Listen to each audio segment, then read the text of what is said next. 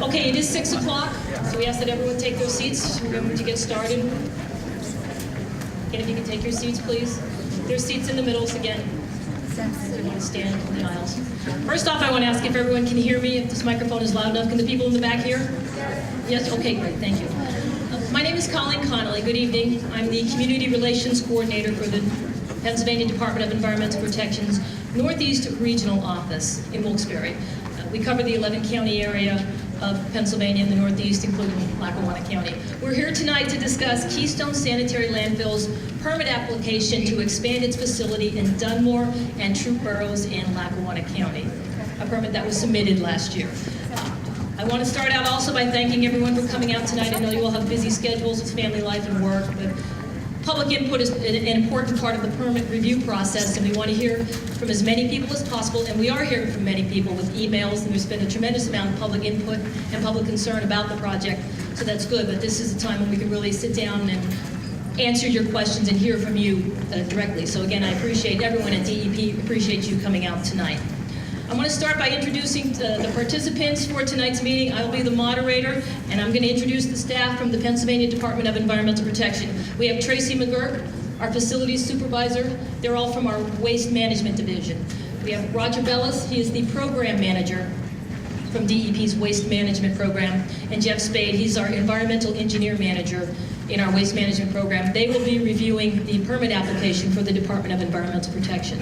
For Keystone Landfill, as you may all know, we have the owner, Louis DeNaples, and we also have Mr. Al Magnata. He is the consultant for Keystone Landfill. They will be taking and answering questions tonight.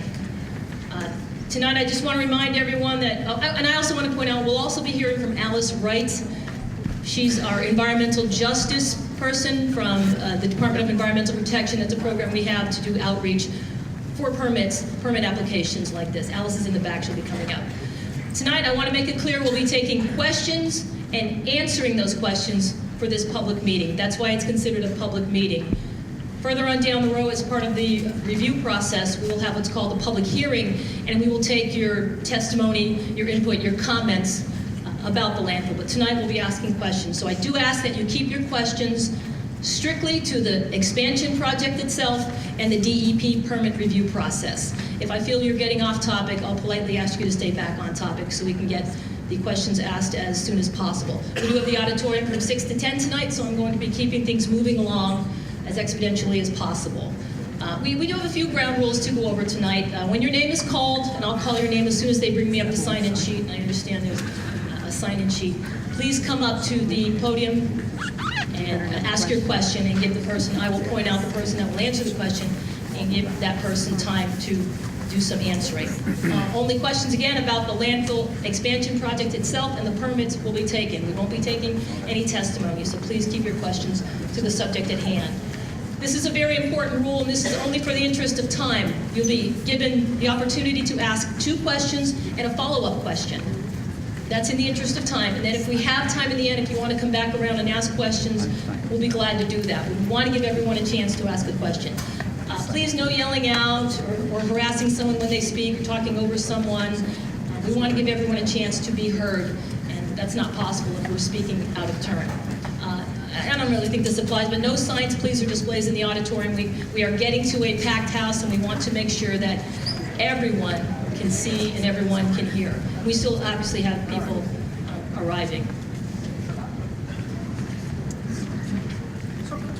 If I feel at any point that the meeting is getting out of hand or if you're off topic, I'm going to ask you once to please stay on topic, or if I feel you're getting unruly or out of hand, I'll ask you once to please not do that, and then if I have to ask you a second time, I'll have you escorted out of the meeting. I don't anticipate it getting to that. We want to move this hearing along. And I do reserve the right, if the meeting does get out of hand, to adjourn it if I have to. If I feel people's safety is at risk, then I will adjourn the meeting as soon as possible. But again, we have the auditorium until 10 o'clock tonight, so we're going to try and get started as soon as possible. Our first presentation is from Keystone Landfill.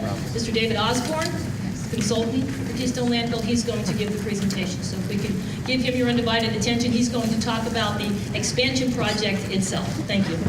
Thank you, Colleen.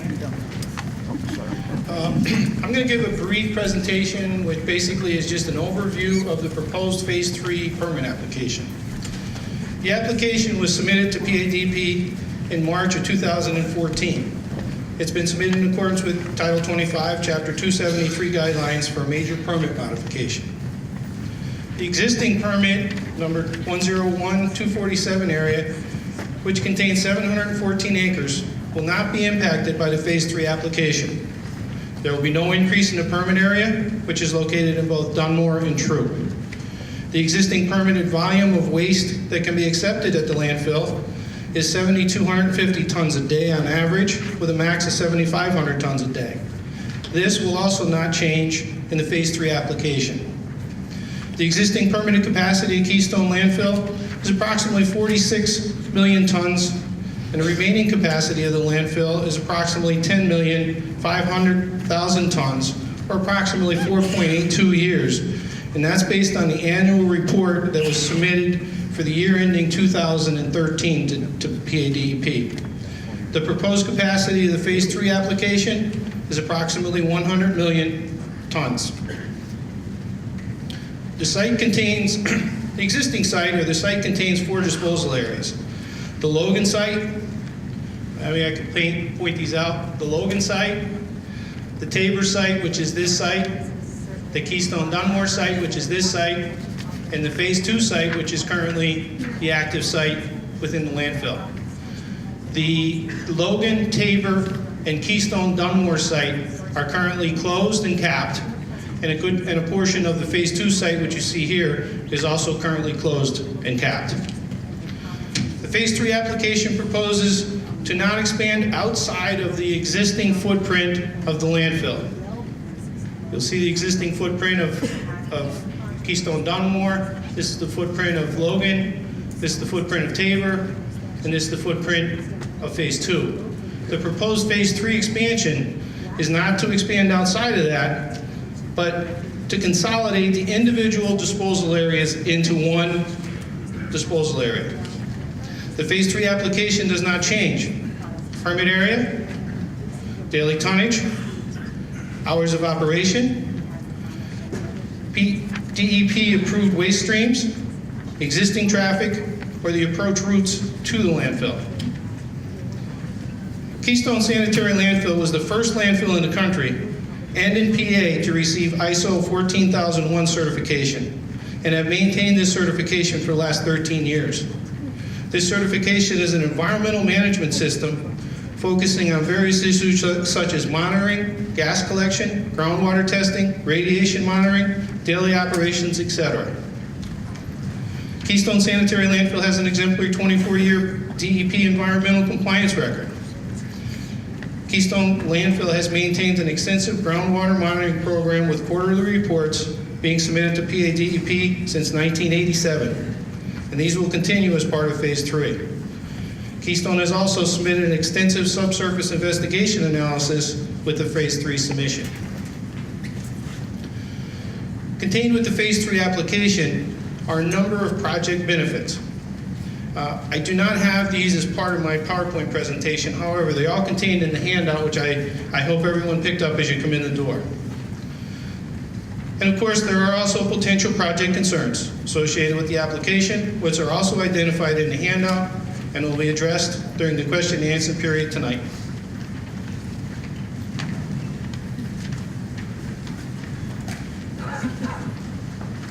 Thank you, Mr. Osborne. Colleen and Alice, if you could bring up the sign-in sheet so we can start calling the names. Next, we're going to move on to a presentation by the Department of Environmental Protection. Roger Bellis is going to go over the permitting process. Roger.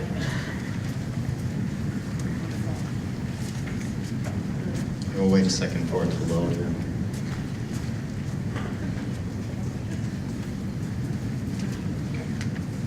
You can move on to the next one.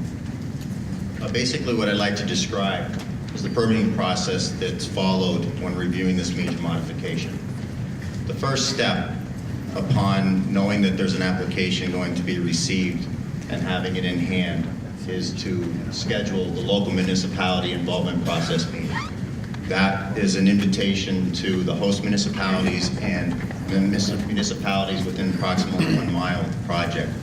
It's an opportunity to meet with the municipalities, describe the project, talk about clarifications on any concerns that they may have, and basically gives us a chance to discuss with them a potential timeline to follow. And that's the second part of the process. At that time, we developed a project timeline. We send it to the municipalities to get their concerns, if there are any, and we also send it to the regulated entity to see if they have any concerns. That was the project timeline has been agreed upon, and it's part of the public documents that are on our DEP website. The administrative completeness review was completed on December 17th. Basically, that's a review done by the department to ensure that the application is complete. Basically, that all the forms have been filled out and all the information required is contained within the application. The next part of the process is the environmental assessment process, which is the process that we're in right now. The environmental assessment process can also be called the harms and benefits analysis. The environmental assessment process is part of the expansion application that will be considered early in the review process to evaluate harms and benefits directly related to the proposed project.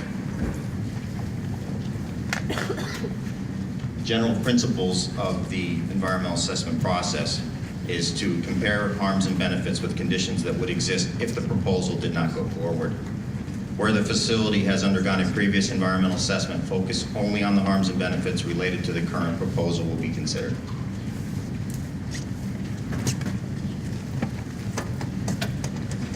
Harms and benefits can be in different categories. Some can be environmental, some social and economic.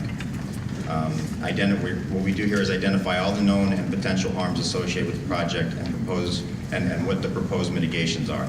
A mitigation could be defined as measures to lessen or eliminate the harm associated with the harm presenting. Next, identify the environmental and social economic benefits associated with the project. That's submitted by the applicant. And demonstrate that the benefits of the project clearly outweigh the known and potential harms. The harms and benefits are identified through the applicant at first. Basically, they would submit a form to the department where they consider what they believe would be the harms of the project and the benefits. We also can evaluate harms as brought to our attention during things like today, public meetings and public hearings. We also receive concerns from the public regarding harms and benefits through comment letters, phone calls, and emails. And those of you that have submitted your comments, most of them are coming directly to me. I read every one, forward it to a staff member, and they get logged in, and there will be an eventual comment response document that will address all of your concerns. Again, the harms and benefits are identified, number one, through a form that's submitted with the application. The applicant identifies them on what's called a Form D. The department would also consider the compliance history of the site. And through our investigations and investigations of complaints, consider all that information when conducting the harms and benefits analysis. We also may receive concerns from other agencies, PennDOT, County Conservation District, Historic and Museum Commission. This is a list of what can be considered environmental impact areas. Many of these were addressed through previous projects that have been conducted at the site, so some of these may not be applicable, but some of the considerations are things like traffic, aesthetics, air quality, water quality, rivers and streams, parks. Things like aquatic habitat, protected areas were most likely all addressed because there is no extension of the permitted area. So previous projects would have considered the majority of these impact areas. The evaluation. DEP will review the proposed mitigation for known and potential harms and determine if the mitigation is adequate to protect the public health, safety, welfare, and the environment. We consider the duration, frequency, and intensity of the benefit or the harm, the reach, and the sensitivity of the receptors. During the DEP evaluation, did the applicant propose adequate mitigation for each harm that was proposed? are the identified benefits, that if they propose a list of benefits, are they directly related to this project? If the benefits determine that it does not come directly from this project, it cannot be given any weight. And do the benefits of the project clearly outweigh the known and potential harms of the project?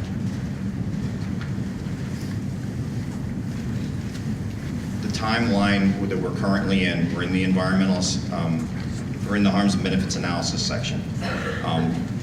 We will accept comments through mid-March, and we will review the harms and benefits analysis as submitted by the applicant, and we will consider the comments of the public, and we will issue our first review letter approximately April 16th. That's the date that was provided and the goal in the original timeline.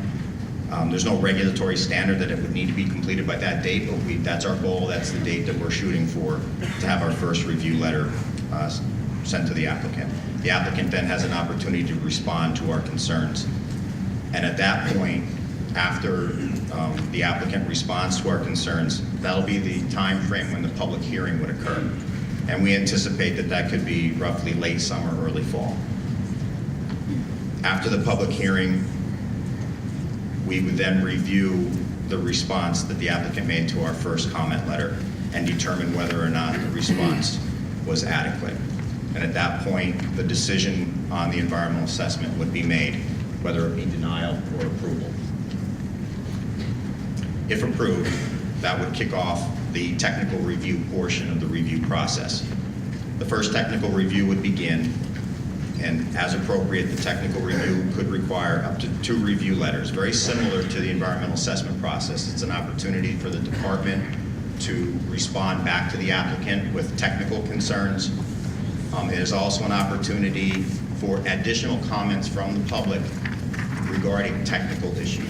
The comments at that point would have to be technical in relation to the project. This phase of review also allows for the public comments.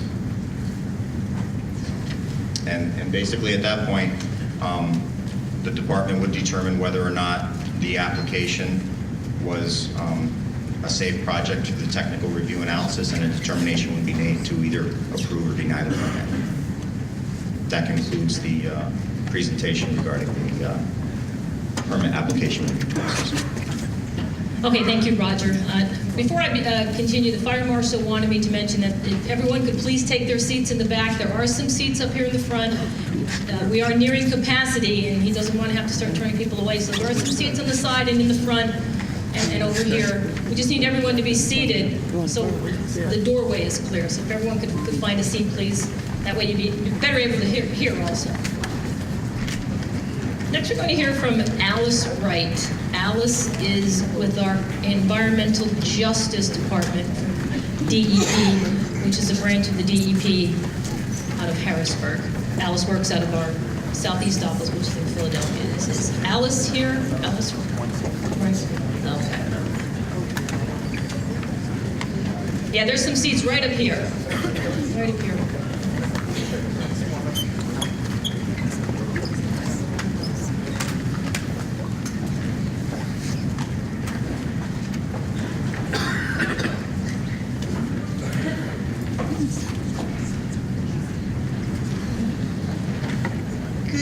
Everyone, I really feel like doing a song and dance, but that's not why we're here. I just kind of wanted to give you an idea of what the DEP's environmental justice policy is all about. In 1994, President Clinton signed an executive order which required the federal government to look at their programs and deal with issues for overburdened and communities that were considered environmental justice. An environmental justice community is a community that has a 30% minority population, 20% low income based on the United States Census Tract. With that said, the DEP put together a policy that expands the opportunity for those communities to have enhanced public participation, which involves meetings like this. The policy provides guidance to the DEP staff on how to identify EJ areas using the area of concern. It's usually a half-mile radius from the facility. And also how to put together a public participation practice where meetings like this can take place and people get an opportunity to talk about their issues and ask questions. So my office is located in Norristown. I'm the advocate for the Southeast region, the Northeast region, and the North Central region. You can get one of my cards on the desk in the back. There's also a fact sheet on environmental justice, what it means, how it works, and a copy of the policy. You can also get copies of that information on the DEP website. Thank you. Okay, thanks, Alice. Again, one last request for people to come up front. We still have some seats up here. I'd hate to have the fire marshal have to turn people away. Again, we are near capacity, so right up here or some on the sides. Please come, sit down. Okay, let's get started to why we came here tonight, to answer questions. We have two podiums, if you want to raise the lights a little. Two podiums at the end of each aisle where you can come up. We also have a microphone in front of the stage right here if you want to come there. If I call your name, you come up and you can ask your question. I'll direct it to who that would best served to be answered by, whether it be DEP or Keystone Landfill. Is everyone ready? Okay. We have, and I apologize if I mess up anyone's name. They seem pretty easy, but I do apologize if I mispronounce. I don't mean to. First person we have is Bob, is it Dogan? Dogal? That's me, Hogan. Hogan. All right, 1 for 1 tonight, huh?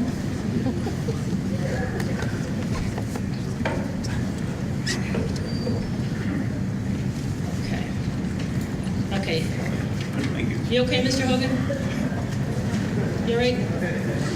Okay. I just asked the media to be respectful. Just if you could back up and not block anyone either.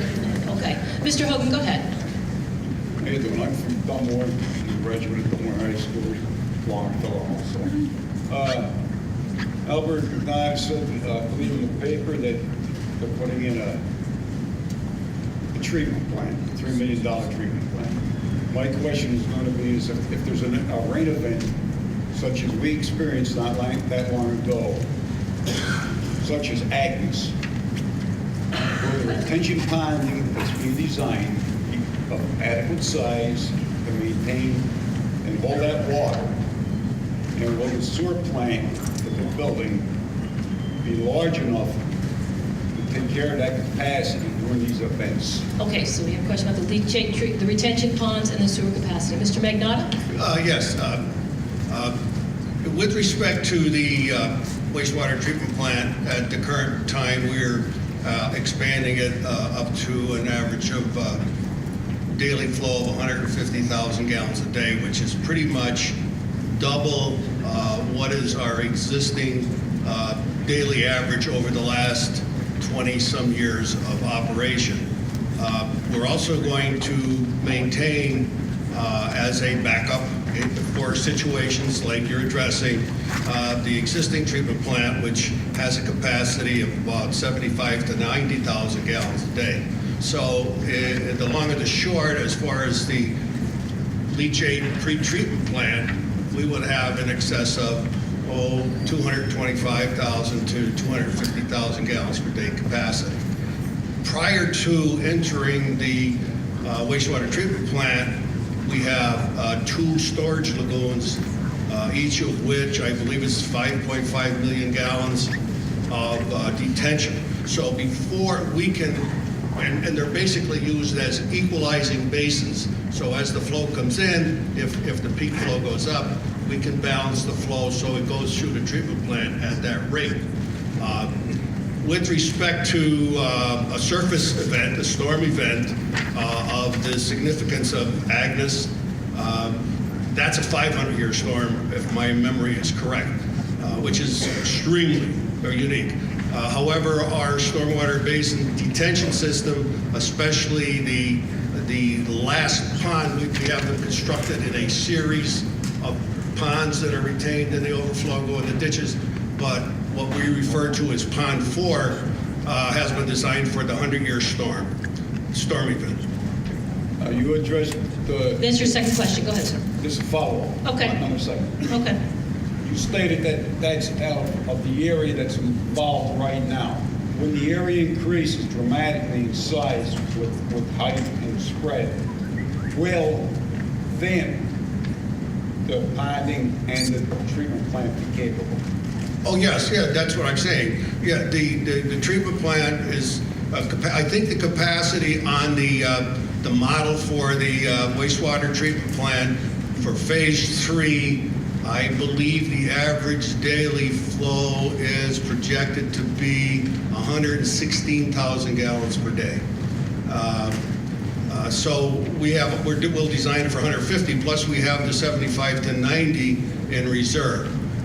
The stormwater plant design, stormwater management design is somewhat different because you have to anticipate the impervious cover that exists for the entire property. Even when we did phase 1, we had to design the ditches and the ponds for the ultimate impervious area and the runoff from that impervious area.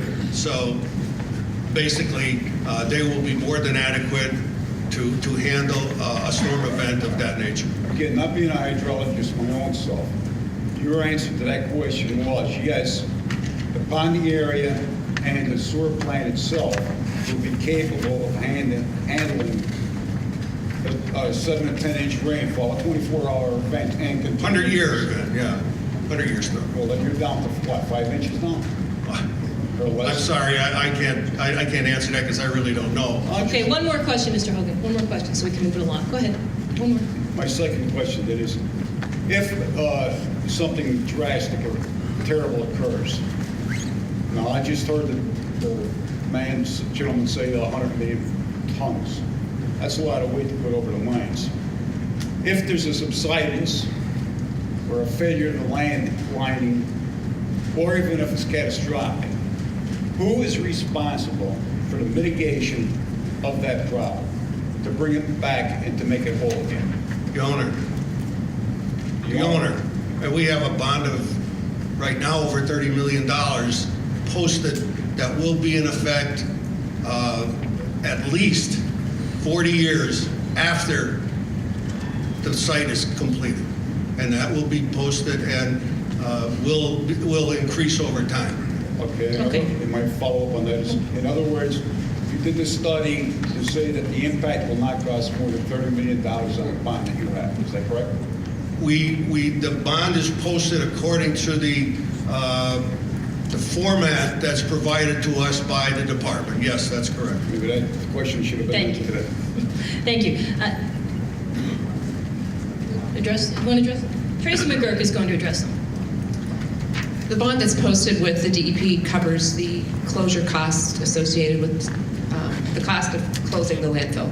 So if the owner would just walk away, that would cover the cost to the state to come in and cover everything that has to be done to close the site. Thank you. Mr. Gene, P-O-P-I-E-N, Poppin?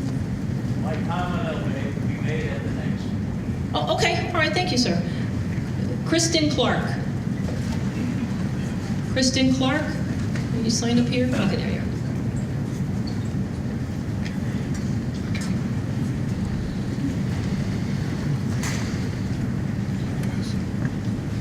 Go ahead. My first question is directed at the DEP, and it involves the matter that's before the Dunmore Hearing Board, the Dunmore Zoning Hearing Board, sorry. Will you make a decision while that matter is pending before the hearing board? And if it goes on to the courts, will you make a decision on the application? Decision on the permit itself. On the permit yeah. application? As I understand it, currently, I believe the decision was made by the municipality that the zoning issue regarding height, they did not consider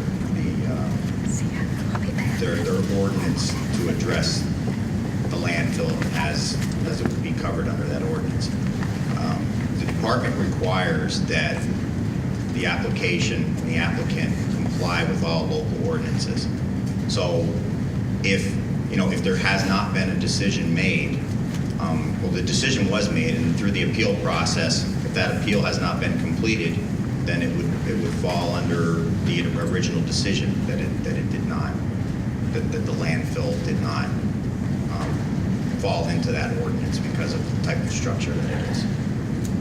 So can I ask a follow-up to that? So what if the challenge that's currently pending right now is successful? So what if it's challenged and it's successful that it is indeed in violation, and you already approved the application? What happens at that point? Well, don't forget, the application won't be acted on for, we're currently into the timeline. The original timeline was over 400 days. If the decision is made during the review process, then the applicant would need to revise their application to be in compliance with the ordinance. What if it was made after? I'd have to check with our legal staff to determine what would happen. I really don't anticipate that that decision wouldn't be made prior to our final decision. But if a decision came after our permit issuance, then I would have to talk to our legal staff to see what the ramifications are. Okay, your second question? Good, I get it. My second question is, in the application, permit application, in the harms benefit analysis, there was a statement made that it is unlikely the continued operation of KSL through approval of the Phase 3 permit modification will result in any depreciation of the market purchase value of homes in the vicinity of KSL. I myself have read studies that say that the actual, in fact, it's really any homes within a certain radius of landfills, property values decrease by 14% when there's tonnage of 500 tons a day. And I believe the Keystone landfill is taking in tonnage over 7,000 tons a day. So I'm just wondering where you got your statistic that you were able to put that into the harms benefit application. And I guess I'm directing it to Mr. McNutt or Mr. Great. Gabriel. Yes, I'm not sure which study you have read because I have researched several of them. But to be specific, because the issue has been raised, we have commissioned a certified appraiser to perform a study, which is not quite complete at this point in time. But I can tell you some of the basic facts is that from, I think, the last census data, the appreciation of properties in Troop and Dunmore averages about 4% increase, whereas in Lackawanna County, the appreciation is 2%. And in the development closest to the landfill, Swinnick, on the home sales that have been made in the last 2 or 3 years, the appreciation value from what they bought it is about 15% a year. And we will have a final study to show those values. So you don't have the study, you didn't have the study when you submitted the application where you made the representation? We had a preliminary indication. We're getting the final study now. That's correct. So can I do my follow-up to you? Or do it have to be? Good, one more follow-up, then I gotta get. Okay, that's fine. So do they have to submit that study that substantiates the information in the application? Yeah, through the harms and benefits analysis, we'll determine whether or not enough evidence has been provided by the applicant to make that statement. Okay, thank you. Thank you. Marcy Williams? Is there Marcy Williams in the room, please? There she is.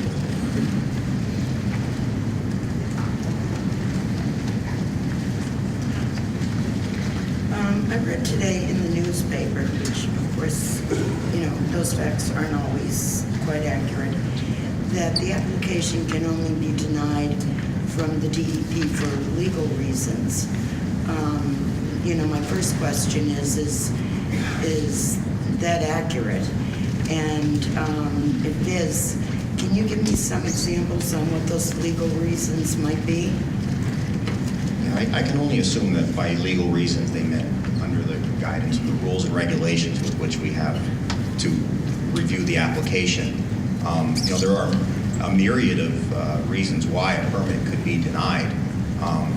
Through the review process, we develop comments where we feel we need further clarification on whether they meet technical issues or the phase we're in now. the harms and benefits analysis. We'll look at that. We'll determine whether or not we feel that they've provided enough information, and for issues that we think are not adequately addressed, we will respond to them with a list of things that we think that they need to do to further prove their harms and benefits analysis. At the end of the environmental assessment phase, if we believe that they haven't mitigated the harms appropriately, it can be denied at that level before the technical review even begins. Well, this is a follow-up to that. Does that mean that, like, a meeting with all of these people like this, where the majority might be in opposition to the expansion of the landfill, would have no impact on the application? Absolutely, especially in the environmental assessment phase, because that's when the department hears from the public, hears about their concerns regarding the harms, and considers the weight to assess to that harm based on community involvement.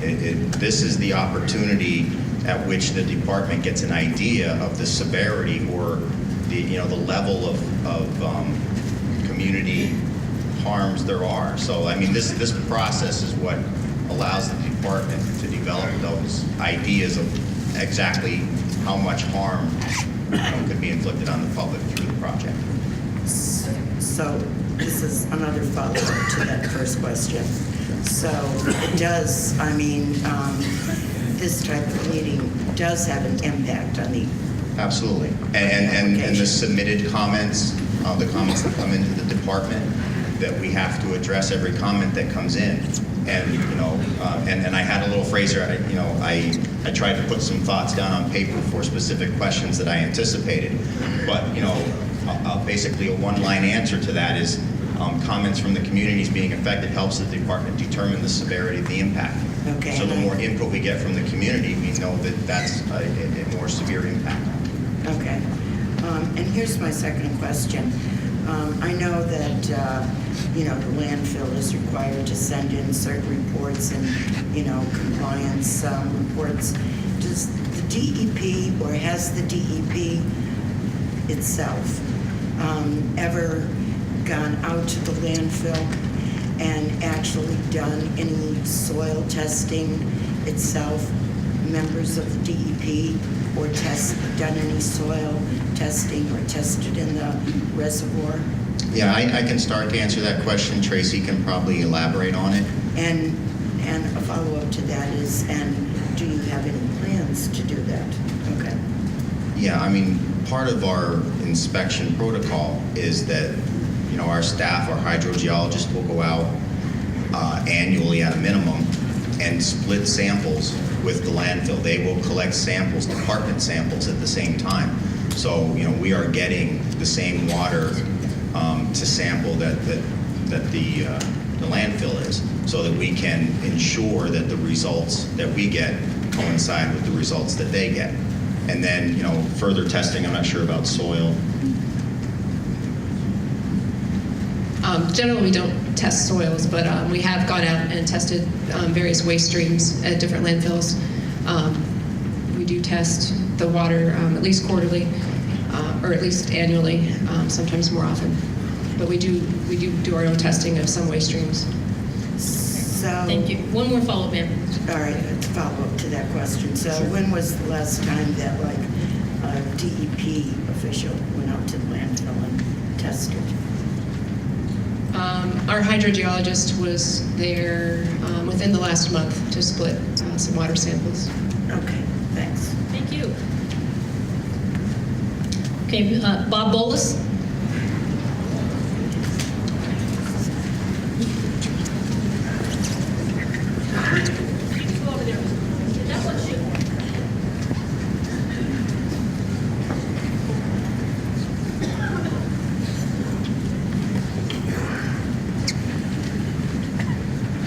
Good evening. Thank you for coming. First of all, I'd like to make a statement that this is not personal. This is about health and safety and other possible harmful concerns that may emanate from the Keystone landfill. First off, we have buildings that are set. Okay, Mr. Bowles, can you ask a question, please? Yeah. There'll be time to take your testimony, but if you can get to your question. And I have to make an announcement about more people coming in, so go ahead. Okay, that's not a problem.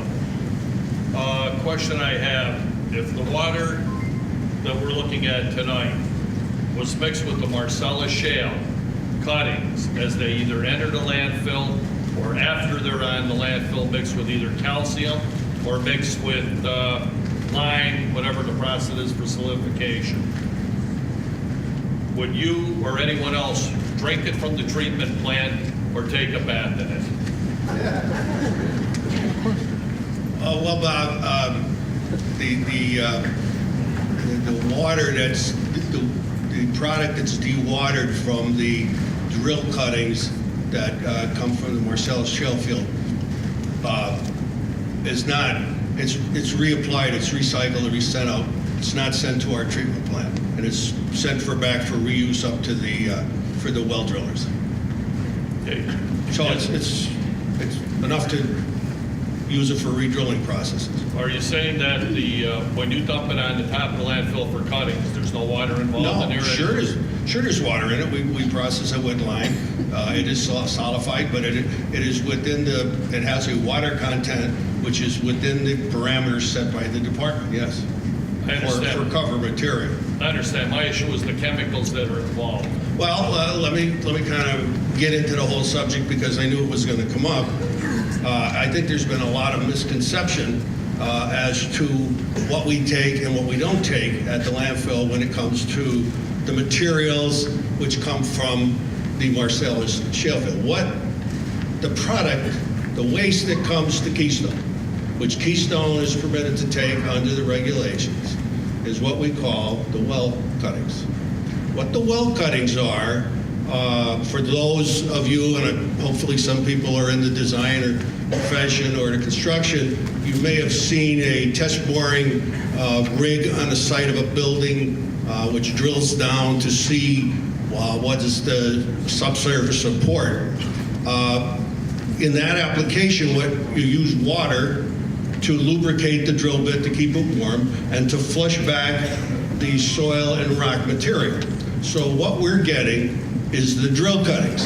There's a separate and distinct product, which is called a fracking waste, which is when they get the vertical hold down and they go somewhat horizontal, then they put chemical treated water under pressure that explodes the shale formation, and that's where the gas is released. We do not, have not, and will not take the fracking waste. No fracking waste comes here. The only thing that comes to Keystone Landfill is the residue that comes out of the borehole, flushed out by the water as it makes its vertical penetration. Mr. McNutt, in the past, I had produced analytical results from waste that was taken from the Marcella that were in containers that we took and cleaned at our property that came out of Keystone. You had the results of these. Right. And DEP was also given a result at the one public meeting we went to. Yet they're being ignored. Chemicals on here are considered hot. As an environmentalist and an environmental company, we had to go through the process of classification of this. I asked DEP why they were rejected or there was never a comment made, and I was told that the comment made from DEP, if DEP could respond to this and explain why these are allowed into the landfill, considered hot items, and they're being dumped there and mixed and poured on top. If you could answer that question, why they were rejected by DEP, Bob. analytical Okay, results. Bob, can I answer that question? Go ahead. If you just allow me, because Bob did bring this up at our municipal involvement meeting, and we appreciate that he brought this particular matter to our attention because obviously it's a very significant thing to indicate that there's compounds of concern that are coming to the treatment plant. So we did obtain a copy of the test that I believe was Quantum Lab performed, and we sent the test out to a third-party firm, which I have the test. I have his report here for anybody who wants to see it, And basically, he has provided us with the information that, this material that was tested based on the results from Quantum passes the state requirements for clean fill of organics, which means you're going to put it in your front yard. So it didn't have any characteristics or concentrations that remotely would potentially have any serious side effects. So we were comfortable with that report, Bob. And if you want it, I'll give you a copy. Can I just ask it, would DEP, Okay, we're going to respond to your question.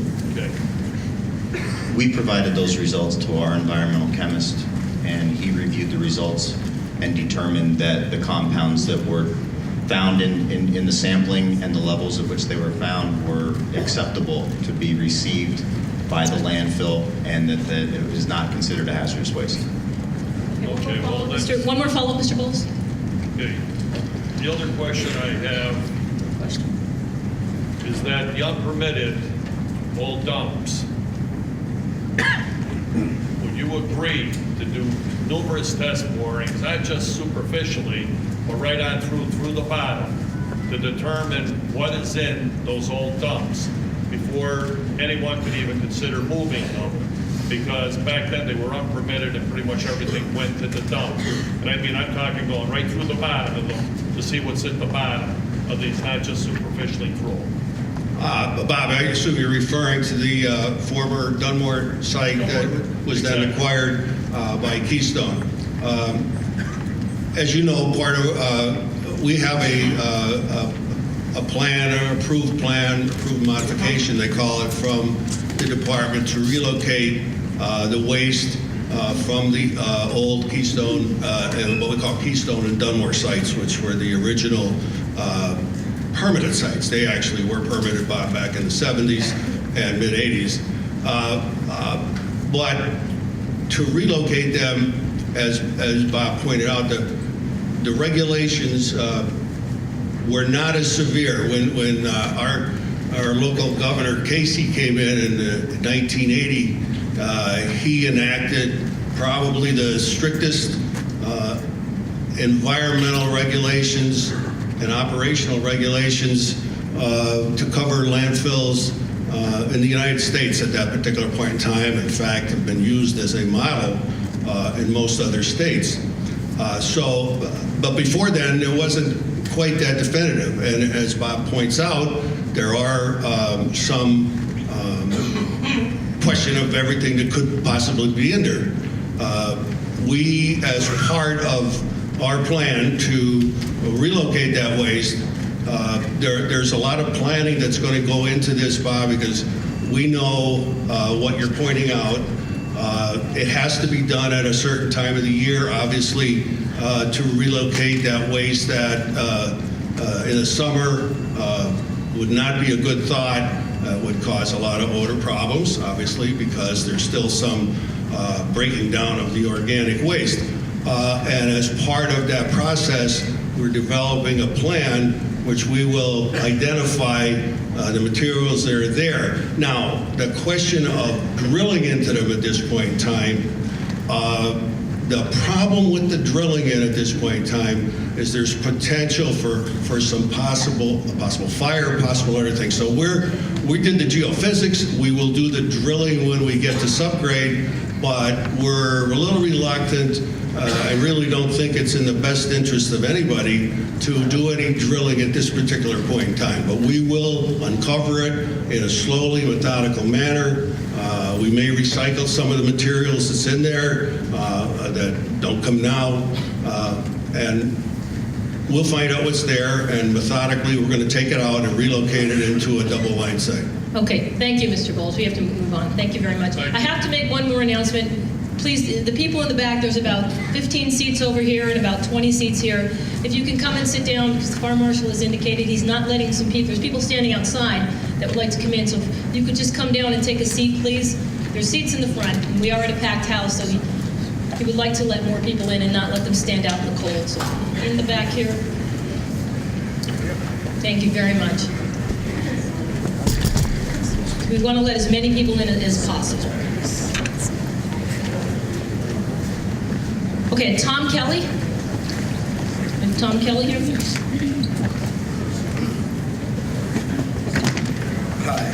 My name is Tom Kelly. I live in the Swinnick development, which is in close proximity to the landfill, about, I don't know, maybe a quarter mile away.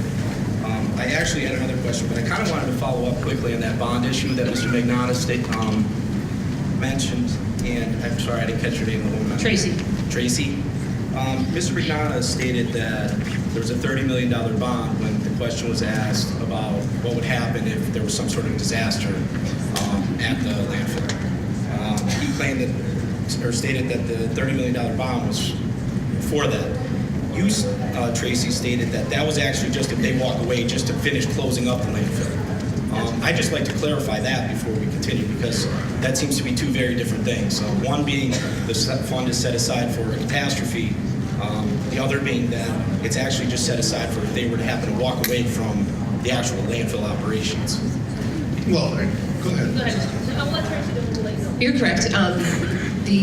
The bond is set aside for the closure and post-closure care of the landfill. So it's not for a catastrophic event. No, the owner would be responsible. Okay. And $30 million most likely would probably not come close to touching that, correct? If there was a monumental mine subsidence underneath that? I don't know how it's right. I couldn't speculate. Fair enough. That. Okay. I'm sorry, Mr. Mag, did you want to add to that? Okay, go ahead, sir. Okay. I'm glad we cleared that up, because Thank you. I was a little confused on it. Thank you.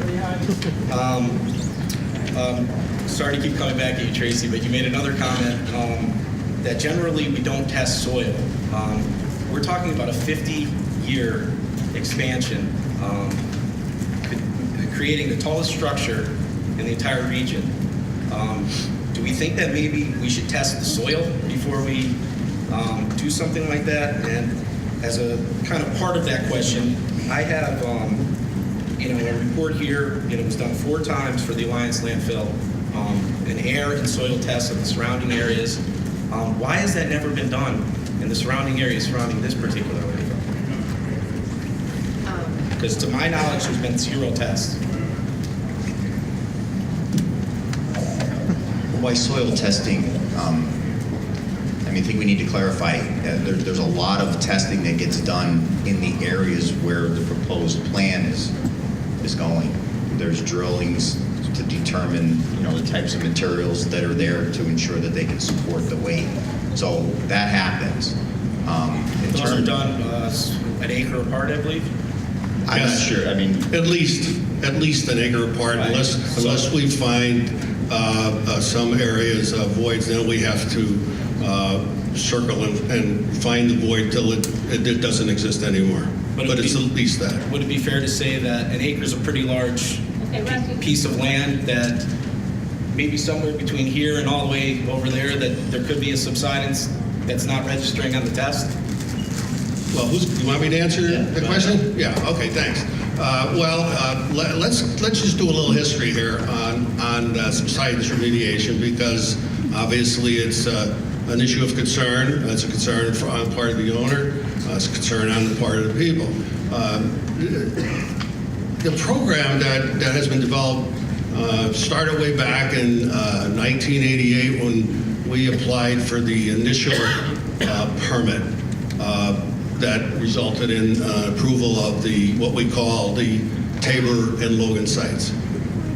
And at the time, again, it was on the cutting edges, and as you probably are aware, that the site we're located, and most of Dunmore and Troop, is basically underlined by 3 former coal seams: Dunmore 1, Dunmore number 2, and the Dunmore number 3. The integrity of the liner system and, of course, the piping system is absolutely crucial to the proper performance and long-term viability of the double-line site system. We started our initial design, I can't remember the number of it at that particular point in time, probably 15 to 20 boreholes down in advance to confirm the mine maps, because we're pretty lucky here on this particular slopes that the mine maps that have been recovered, if you will, from the coal companies that are in the presently owned, I guess, by the DEP Bureau of Mines. We pretty much confirmed where the openings were, where the hallways were, where the entries were, all that stuff, and was confirmed. And we developed a proposal, and just similar to what we're doing now, we went to the department. Subsequent to that, we had conversations with their consultants, their mining engineers, both in Wilkes-Barre and Harrisburg, and they became, shall I say, comfortable with the fact that we had to come up with a program that would ensure that the integrity of the liner, structural integrity of the liner system would be not impaired on the assumption that the Dunmore number 1 was completely like an open room like this, which of course was collapsed. The Dunmore number 2 was open, Dunmore number 3. So you had a void space of probably in the neighborhood of 12 feet between the 3 veins. Now, again, they're collapsed. They're all collapsed at this point in time. Everybody knows that, but they were comfortable for us to come up with a design that says if you can support, if the liner system can support the strain, based on the assumption that there's a 12-foot void between these 3 veins, that they would be comfortable with it. So we then proceeded to develop a plan, an analysis and a plan that basically said from then forward, and even there, we had to go back and we had to drill them, and we had to, we agreed that we had to fill with a structural cement grout any void more than 1 foot. And if we find it in either the original drill hole or the air rotaries after that, we had to follow it in a circular pattern at 20-foot intervals until the void ceased to exist. And again, it's the kind of the rudiments of the program. That program was then put in place for Tabor, Logan, Phase 2. When we get back and we get to subgrade, even though we did the rotary drillings first, when we excavate down to subgrade, and for those who've been up there recently, we're in a pad. Then we go back, we re-drill at the location of the additional test holes. We then go around it on an area basis to place some more air rotary holes. If we find voids, we have to seal them up. We have to chase these little irregular voids all over. When we seal them up, then we have to drill a confirmation hole and camera it. All this work is done under the supervision of a third-party inspector and numerous visits by the department. But if you're finding these holes at the great places you're drilling, there's also many places you're not drilling, right? Well, those aren't being corrected. Well, what we have basically, and this is a distance, I think I forgot to say, to a distance of 70 feet below subgrade. So basically what we have, because again, what we have found out is that the mind maps that exist based on, I'm going to say 500 to 600 boreholes on the site, 500 to 600, not even counting the confirmation drill holes and the borings, have pretty well reflected that the mind maps show where the passageways are, where the air passages are, where the hallways were, and we're pretty comfortable, and I believe the state is very comfortable at this particular point in time that they're accurately reflected, and that's what we're finding. So we've got them sealed up for a distance of 70 feet. So what we have, basically, when we're all done, is we got 70 feet of competent rock, and you could probably put a structure, a very, very significant structure, something like the Empire State Building, on 70 feet of competent rock. We're gonna need it. We're gonna need that. Thank you. You're welcome. Thank you, sir. Mandy Boyanowski.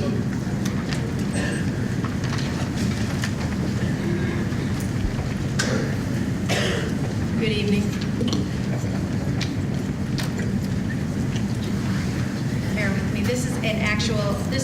study by the Agency for Toxic Substances and Disease Registry.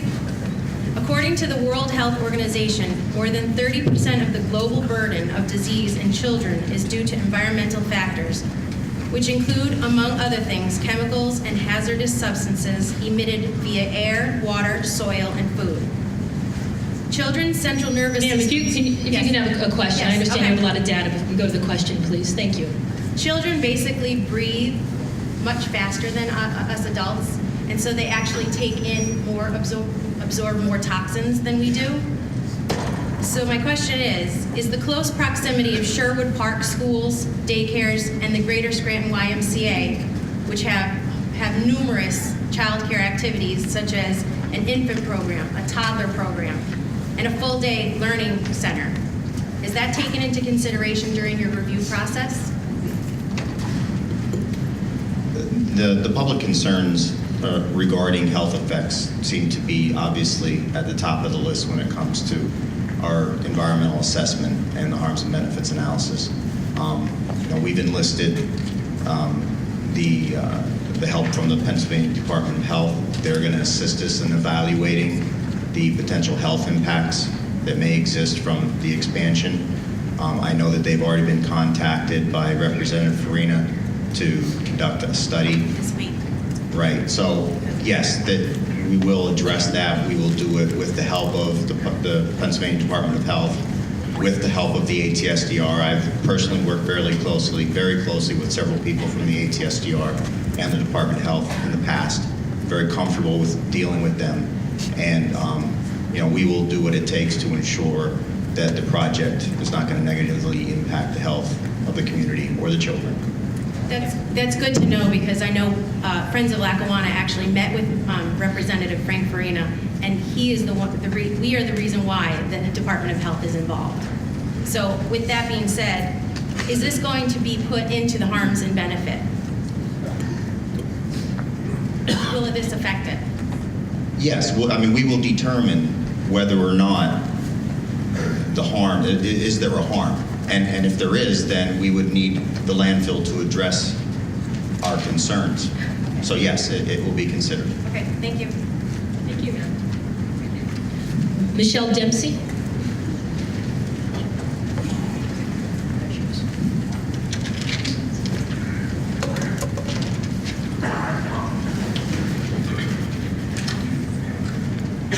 Hi, how are you? I don't think it's any secret that I love this area. I moved home, started a business, and I have almost 11 nieces and nephews now. And as I stated in a recent op-ed, landfill disasters happen. Landfill fires, landslides, mine collapses, and no one intends for disasters to happen. But one example that Rolling Stone magazine reported is about a fire burning in Bridgeton, Missouri. It's invisible to area residents buried deep beneath the ground, but the smoldering waste is an unavoidable presence in town, giving off a putrid odor that clouds the air miles away, an overwhelming stench described by one area woman as rotten eggs mixed with skunk and fertilizer. Residents report smelling, at a local hospital they said it smells like dead bodies. Concerned citizens came to ask questions: how will I ever sell my house? Am I going to end up with cancer? 20 years down the road, is there even a solution? All that is to say... Michelle, if I can ask you a question, please. We'll take testimony at a later date. I understand. You can ask a question now, I please. understand. As we move this along. So, based on the fact that leachate is leaking into our groundwater, I think we can all agree that the existing systems are not functioning already. This is for KSL, has there ever been a subsurface fire, landslide, or mine collapse at KSL? And let's let them answer. Mr. Regnott, if you can answer that first question. The question again, Michelle? Has there ever been a subsurface fire, landslide, or mine collapse at KSL? No. No subsurface oxidation events? Okay. And then to the DEP, why was the leaking leachate never reported to the public?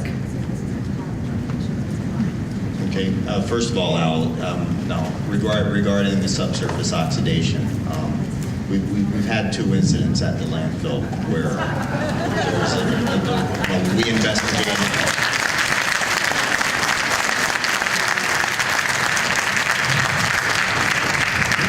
Yeah, I mean, the one in the Logan site, I don't know, 5 or 6 years ago, and then obviously the one at the Phase 2 site where there was indications on the surface, and you guys addressed them.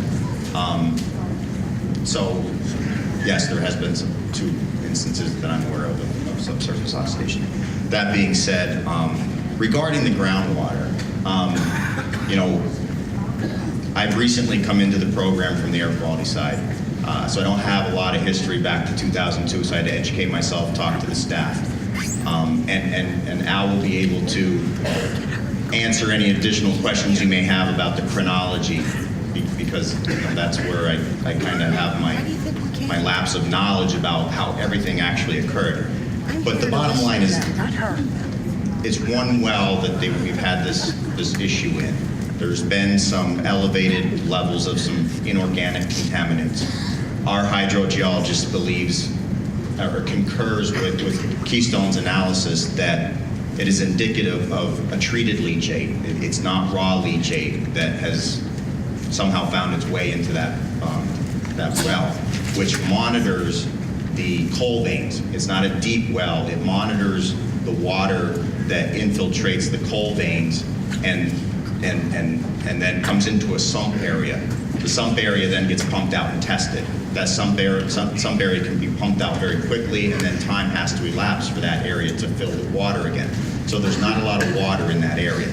We have seen since 2003 some spikes here and there throughout the years of these inorganic contaminants. At every instance where it's been detected, our hydrogeologist has worked with Keystone Landfill to find the potential problem. They have taken steps through the entire process. At times it would go away, then it would reappear. So it was very difficult to determine whether the corrective measures that Keystone had taken got to the root of the problem. Regardless, the steps that were taken were beneficial. Whether it actually got to the root of the problem or not, each project was, you know, improved the operation. We're at a point now where we are still seeing some elevated levels of those nitrates. Part of the reason for the new leachate treatment plant is because it's believed that Keystone believes that one of the conveyance pipes that goes from one of the treatment tanks, when hydraulically loaded, had a positive pressure, and maybe had, you know, some of that treated leachate may have caused that contamination. That pipe has since been dug up, and there's a double-lined pipe there now. The new plant is going to have all above ground piping except where it has to enter into the sewer lines, and the whole leachate treatment plant will be sublined with a synthetic liner to ensure that none of those materials can enter the groundwater. The reason why enforcement has not been taken to date is that there's not the supporting data. We haven't found the problem yet. It's not a closed case. You know, we're still trying to figure out where the contamination is coming from, have it fixed, and then we'll evaluate the whole situation, determine if any enforcement is necessary. There's a deeper monitoring well in close proximity to the well where the levels were detected. None of the contaminants have ever been detected in that well. There are 34 other monitoring wells at the site. None of those contaminants have been detected in any of those wells. And a new well was recently drilled at the same depth as the well where we've seen the contamination directly down grade. That one was recently drilled, recently tested, and the preliminary results don't show any of the contaminants that were found. I understand, but with all due respect, over 12 years, didn't the public have a right to know about that our groundwater was being contaminated?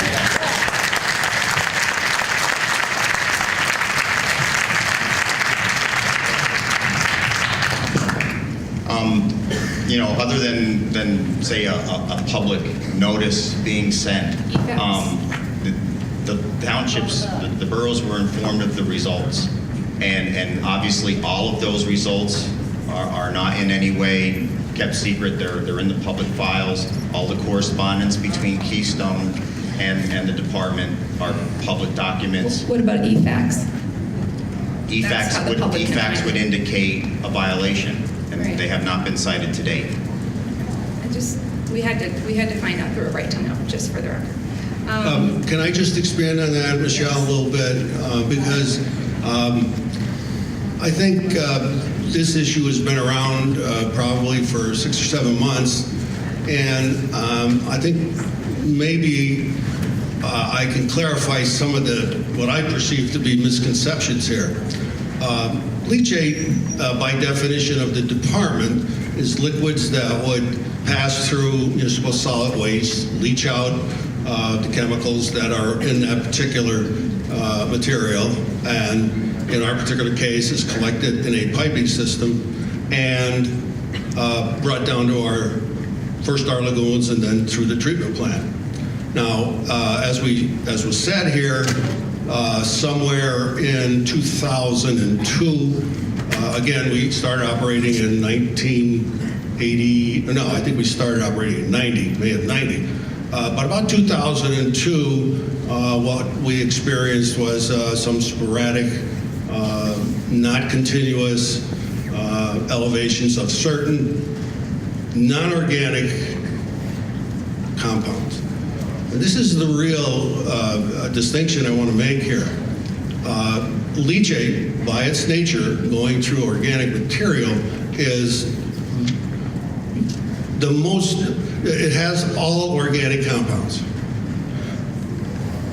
Never, in 25 years of testing, never has any organic compounds been detected at Keystone. And the organic compounds are those that have, as someone said here before, been linked, although it's, again, subjective, but has been linked to certain incidences of illnesses, cancer, respiratory disease, birth defects. Well, we don't have those. These are inorganic substances, clearly, distinctly, and we have our hydrogeologist here. I'm not a hydrogeologist, but I think it's important to note the difference between organic and inorganic compounds. Inorganic compounds are basically inert, come from washing of the material. Now, the second issue that I think there needs to be maybe some additional discussion on, because when you say that leachate goes into the groundwater, there's a perception that, oh, that's our drinking water, or we're going to be contaminated, we're going to be drinking it. Well, what we have here, what we have under our site, again, we spoke of the Dunmore number 1, the Dunmore number 2, and number 3, which are the former coal seams that have been strip mined, undermined, gone. They're gone.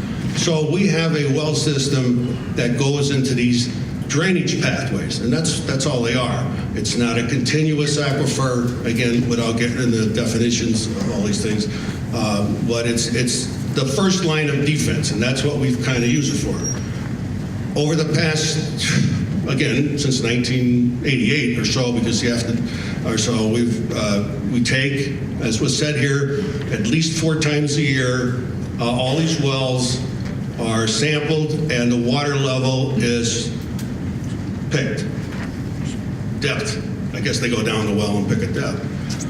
The regional groundwater table, the region, which is the issue, not the mine pathways, mine drainage pathways, is a minimum of 100 feet below our lowest subgrade elevation. A minimum, and probably more, but I'm comfortable saying it's 100 feet. Now that aquifer, if we could use that word, which is a strata, rock, or soil, which carries and conveys water, then is incorporated and is transmitted ultimately to the northern anthracite mine pool, which goes from at least Duryea to north to Forest City, as far as I know. So ultimately, this drainage, this infiltration, never could even closely get into any potential potable water uses. That being said, as was pointed out, our hydrogeologist and that of the department have evaluated. We have redone initially as a source because we're the closest one, so We figured, well, we must be it. So we did the liners probably back in 2004 or 5. This nitrate compound kind of went back to its original levels for a period of time. Then in around 2010 or so, it started to be elevated again, and to my knowledge is pretty much still in an elevated state. And again, as was said, we ripped out all the existing lines. Again, it is not raw leachate. It's really important to understand the distinction. It's treated leachate, and that treated leachate under our permit with the Scranton Sewer Authority has to be of the same quality that comes out every household. It can't be any more, any less. So whatever comes out, each of us as individual property, we have the same characters of BOD, suspended solids, and all these other compounds.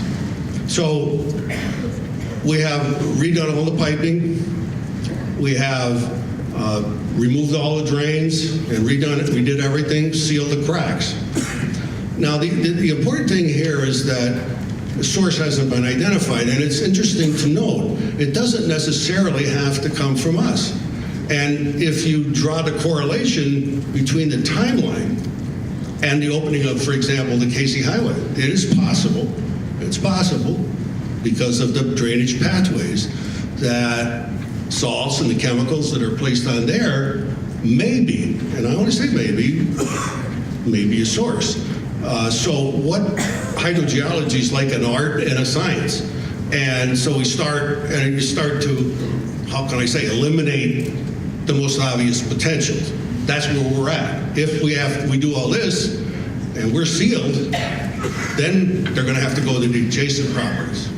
Okay, Ms. So I hope that would clear up any misunderstanding. Well, Thank you. You want to ask another question? I just want to remind the panel here, we are pressed for time, so if we can be as succinct with our questions and answers as possible. Go ahead. Sure. It seems like a lot of ways to make us not worry about leachate, which we wouldn't have to worry about if the landfill wasn't there.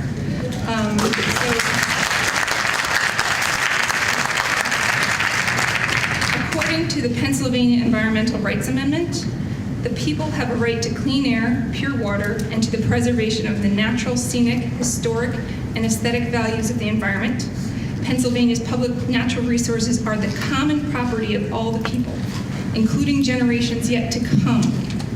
As trustee of these resources, the Commonwealth shall conserve and maintain them for the benefit of all the people. Therefore, I have a right to clean air, yet I often distinctly smell foul methane wafting over my house at a lake where I live. I have a right to pure water. Okay, ma'am, could you ask a question so we can move on with the question? And thank you can very see much. where that's going. So basically, wouldn't you agree that KSL disregards every aspect of what I just described as the Pennsylvania Rights Amendment? And since the Commonwealth is a trustee of these resources and you serve the Commonwealth, do you believe you would be conserving and maintaining them for the benefit of all people, including generations yet to come, by approving the permit for this expansion? Okay, we'll let Mr. Magnon and then we'll have DEP answer. Not again. No, the question's to the department, that's fine. We have to work within the rules and the regulations that are there to protect the environment. The rules and regulations that were developed were to do exactly the statement that you made. So when an application like this comes in, we have to ensure that it complies with all of our rules and regulations. That's what the rules and regulations are there to do, to protect the environment, as you stated. That's the rules, that's the grounds on which we have to make our determination on the application. So we have to work within the rules and regulations that are there to protect the environment and your health and clean air. And we have to also take into consideration the potential harms. And that's why it's a dual process. The technical review is there to ensure all the safeguards are there to meet the regulatory requirements.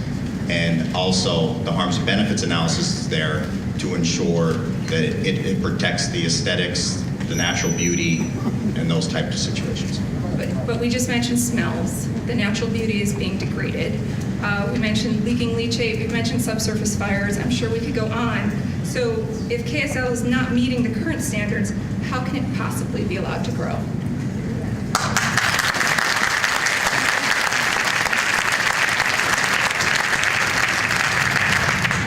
Yeah, I believe the compliance history stands for itself.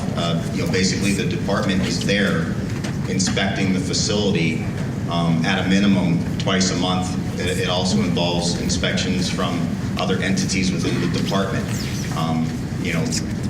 Yes, there are some odors associated with the operation of a landfill. There's no question about that. The gas collection systems are designed to meet all the requirements of the air quality program. The emissions from the flares are all stack tested to ensure compliance. Basically described, as you put it, there are some nuisance issues that are addressed or need to be addressed, and that's what the landfill does through its nuisance minimization plan. There are going to be occasions where there could be a potential off-site odor.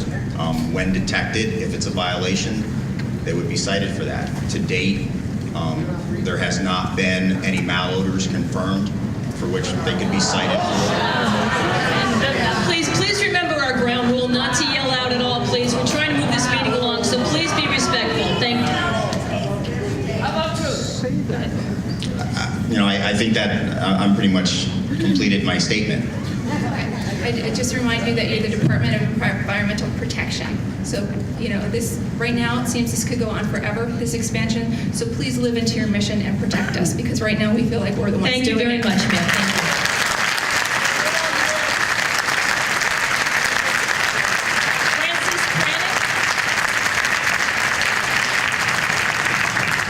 Francis Kranick, K-R-A-N-I-C-K, I believe that is. Okay.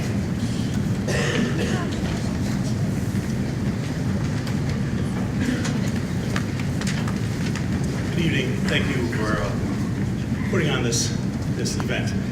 Two questions. First one is for DEP. Is this without precedent?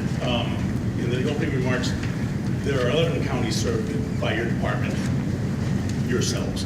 I was hoping for something more statewide, but is this landfill expansion proposal without precedent? And if not, what could be gained? What are you looking to gain knowledge-wise from this? If this is the first, with the moratorium on new landfills, if this is the first landfill of its kind that's looking for this expansion, this massive an expansion. Okay, go ahead. Basically, I have reached out. I haven't completed my survey per se of the other regions. As far as I know, this is probably the largest expansion request in terms of volume and years of life. I haven't confirmed that yet. And obviously, the department wouldn't look at the project as a learning experience. Basically, if the design plan complies with the rules and regulations, it complies. I don't know that the department would never look at it as a learning process or as an experiment. It is what it is. The project was proposed as it is sized. Regardless of its size, that it might be the largest proposed project, it still has to meet all the merits of our review to ensure safety and compliance with the regulatory requirements. Thank you. I guess the other question is for folks from the landfill. And I don't want to hit this too hard, but one of the questions that keeps coming back in my mind is, what's the end game? I look around and I see a lot of gray-haired folks here. 50 years down the road, where a good proportion of us will be dead and buried. But there will be a monument to this, what we're talking about now, 50 years down the road. And, we're here as concerned citizens, and it's decidedly not the monument that we want to have. And I was wondering what you were, aside from money, what's in it? What is the motivation?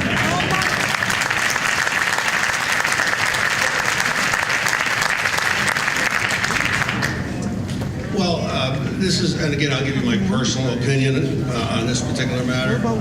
Okay, please remember the ground rules. Let him speak. Thank you. Because of recent issues at the Environmental Hearing Board, it was necessary for us to encompass the overall site development at this particular point in time. It's my opinion, again, my opinion, that the prospect of the deposit of municipal waste in the landfill for an added period of time will not be the method to be used, quite frankly. I have more confidence in the American ingenuity to come up with a different way. Plus the fact that it really is not. It's still the least expensive way to handle the waste. Still, but other technologies will come online. I believe in the interim, and I believe then the waste in existing sites, I believe, will then be converted to green energy. That's my opinion. Another question, sir? One follow-up, if I may, with the comments that were made.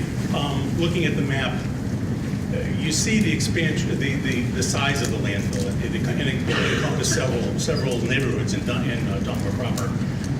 Are there any precedents with the location of the landfill with regards to residential and watershed areas as it is? I know it may be a unique situation, but you've got the reservoir measured in feet away from the landfill, residential neighborhoods divided by a narrow strip of concrete on the highways.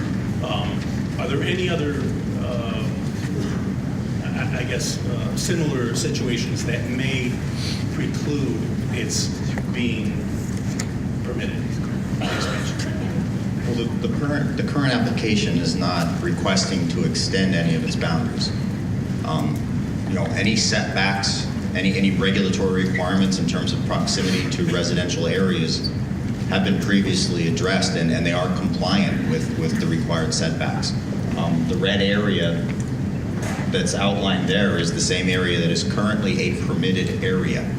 It's not the permitted disposal area, but the permitted disposal area is within that area, and previous permits had determined that permitted boundary is well within the regulations in terms of proximity to reservoirs, residential areas, things of that nature. Thank you. Thank you. Mark Mazak. I hope I pronounced that right. M-A-Z-A-K. Mark here.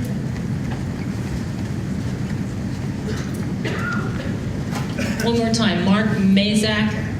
M-A-Z-A-K. Okay, we'll come back around. Vince Amico. Mr. Amico? Okay. Good evening. My name is Vince Amico, and I'm from Dunmore. First off, I have, another question for Mr. Belz, just as a follow-up to a question that was asked before. Mr. Belz, you mentioned that KSL has not been cited for malodors. How many times have you actually been called for these malodors, which I'm assuming has been quite many? And how do you determine if there actually is a smell? Do you come out and test it, or do you need X amount of people to call?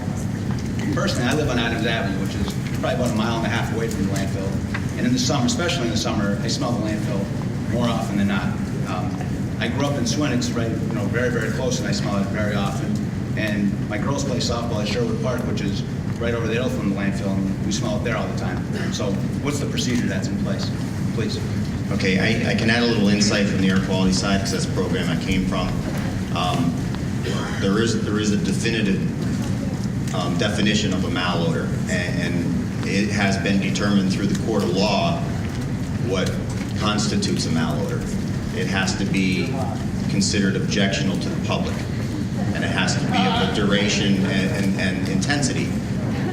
The public is considered more than one, and the location of the odor would need to be at a place of business or residence. So to confirm a malodor, there has to be a response from the department. The odor has to be confirmed on the complainant's property with the complainant and determined to be objectionable. I'm sure many people in this room have had DEP staff at their homes who have called in malodor complaints. It's a frustrating process. Malodors are very difficult to confirm. Winds can change. Obviously, response from the department is not instantaneous. So from an air quality side, that's the definition of a malodor. That's what would constitute a malodor violation. From a waste management side, we don't have to have that confirmation of a malodor on the property. Waste management can detect odors off-site, possibly in response to an odor complaint. And if they determine the odors to be off-site, they can then go on-site and check to make sure that the landfill is complying with their odor nuisance minimization plans. And they can be cited for not following their plan and creating a nuisance off-site, even though it may not qualify as a malodor. So there's kind of two different scenarios there that can happen that can cause the department to then have the situation where they would cite the responsible party for a violation. So I guess as a follow-up, and in your knowledge, has the responsible party ever been cited? In recent history, I don't believe that there has been any malodor violations, and no, I don't think, no, we have not been cited. And Mr. McNaught, I believe this one will be for you, please, sir. Is stormwater from KSL treated by the sewer authority? The Scranton Sewer Authority or the Lackawanna River Basin Sewer Authority? Scranton, please. No. No. Okay. How does stormwater that is generated from from the landfill? How does the stormwater get to the sewer authority? And my last question will be: is there a dedicated line for that, or is it just in the normal? The surface water runoff would go. If it left the site, which in most cases it doesn't because of our ponds, would go to Eddy Creek. That's the surface water. That would be from water, rain. The treated leachate would go to the Scranton Sewer Authority via, so my memory is correct, it's a long time, it's pumped up to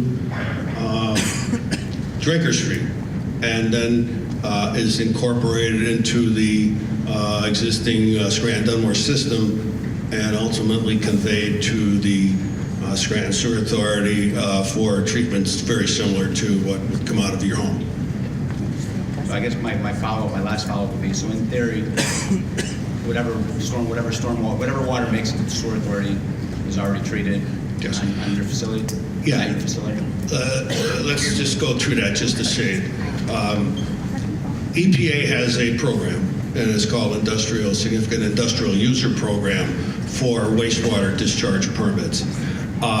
In Scranton, for example, there's 13 of them, Keystone being one. The purpose of the program is very simple. Industries have different components that come out and can be from a soda bottler to a laundry to Keystone Landfill. So they have different constituents because of their whatever type of product that they're making. But what the government has said is that we are not going to allow the general public to subsidize the industries if their waste would exceed the qualities that would come out of a normal household. So the program, which is audited, I believe, twice a year by EPA, it's actually administered by EPA, comes in to confirm that your waste, what you're allowed to discharge, Keystone plus 12 or 13 other significant industrial users, in our case, and I'm sure there's others in the county, the treated wastewater that comes out of that's conveyed to the City of Scranton and Dunmore Sewer Authority has the same quality: organic, chemical, suspended solids, BOD, total dissolved solids. That would be atypical of a waste that's discharged from an individual home. And the purpose there is that the general public would not subsidize, in effect, an industry if they were allowed to discharge wastewater that would have more severe constituents than the average household waste. Thank you very much for your time. You're welcome. Thank you. Brian Martin?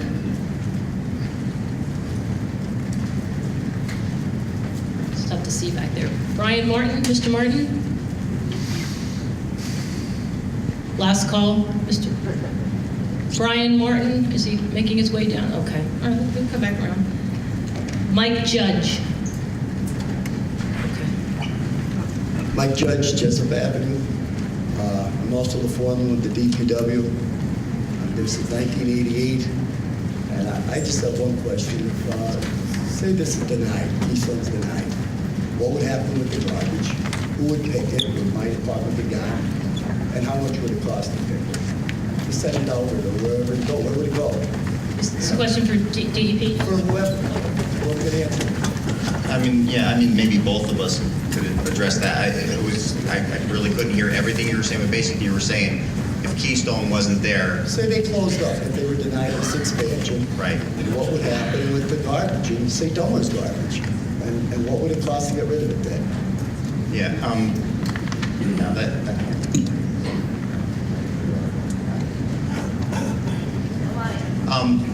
now basically, there are other landfills in existence, I guess, that could take that waste. They could potentially add costs to the transportation.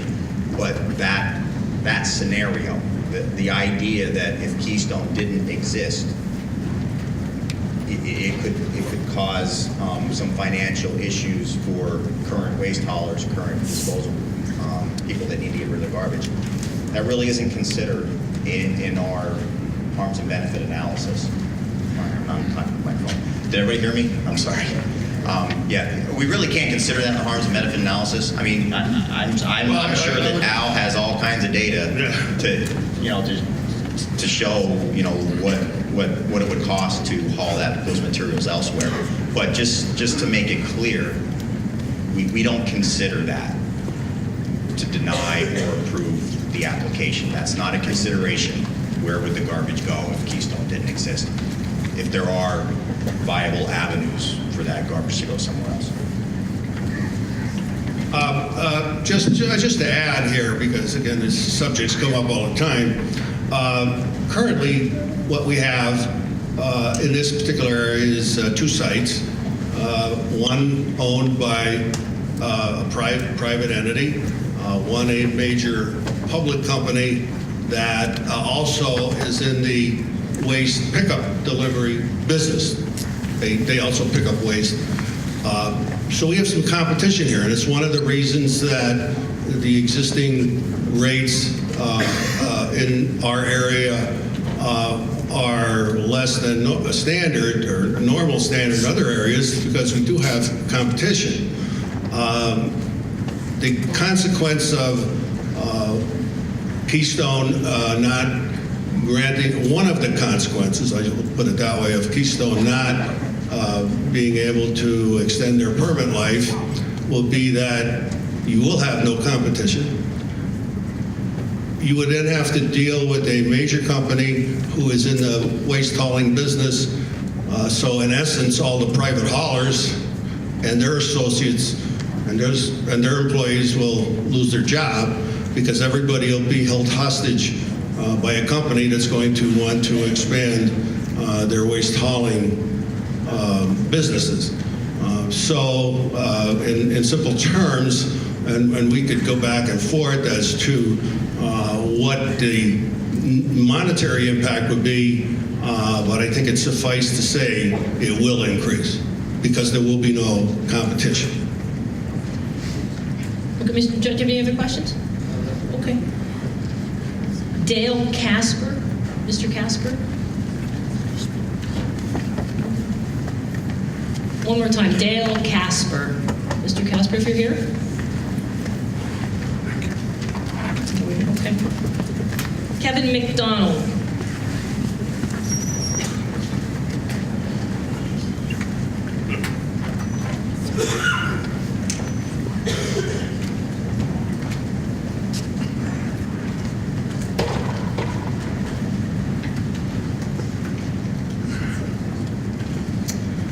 I have a question for Al McDonald. Al, you talked about ISO, what is it, 14001 certificate? Correct. And what organization is that put out by? And how long has that organization been around? Kevin, good to see you again. I haven't seen you in a long time. I honestly can't give you, I believe it's like a material standard handbook. I can't really give you that answer, Kevin. I do know that it's like, for example, I could speak about engineering. There's an ISO 9000 for engineering companies. That is, it's a set of standards that are set up by a national group. And I do know that there's a program commitments and you have to document everything related to your environmental compliance and awareness programs. And that is it, and the actions of Keystone under that program are audited, I believe, every 6 months by Lloyd's of London. But I would have to get back to you as to the basic foundation of the underlying organization. I do not know that answer. Well, I was just wondering if the offices for that organization were on Mill Street or Dunham Drive. No, absolutely not. I finally got Mr. DeNaples to smile. That's all. I was just kidding. Let's see. You answered my question about odor complaints because I have called DEP myself. I have a place up at Music Lake. On my way home at night, it stinks to high heaven. This is after the place is closed. Don't understand it. I don't know if there's anything you can do about the protocol for addressing those, but something should be done. Let's see. Now, another question for Al. Al, are you sure that the leachate is pumped up to the Drinker Street and then down to the sewer plant, or does it go through Greenwich? To my knowledge, and it primarily would go to Drinker Street. There is a way, there is a bypass mechanism, if you will, where we could go to Greenwich, but it is not used, and it would be an emergency standby conveyance path, but it's not used under normal operational procedures. Okay, because there was an issue with that once upon a time. Yep. You remember? Correct. Okay, one more question, Mr. McDonald. Go ahead. Yeah, I'm working on it here. Will the real estate study that you guys are working on, will that include a study of the buildings in the Keystone Industrial Park, in particular the vacant buildings that were fully occupied like 25, 30 years ago when we were at a forum like this before, and I said, hey, instead of a landfill, why don't you expand the Keystone Industrial Park? And lots of people. I would believe it would. I'd have to double check the scope, but I believe it would, and I would suspect that would be a reasonable area that we should be looking as to see what the capacity is, what's the market sales in the park recently, because I think there was a couple transactions. So yes, Kevin, I would say that it would include that. Because there's several vacant buildings, as you know. Some of them are partially occupied. Correct. Now, Michelle stole my thunder. I have the Pennsylvania Environmental Rights Amendment here, and I'm just wondering, I'm suggesting, if those of you that are going through the application process, if you would take a ride from Dixon City south on 81, and as you come through the valley, you'll have the mall on your left. You come through the valley, especially now while there's snow on the ground, and you see the snow-covered landfill, 2 mountains on either side. And then imagine, if you will, that area in between filled in, as is proposed, and then it going up 175 feet higher.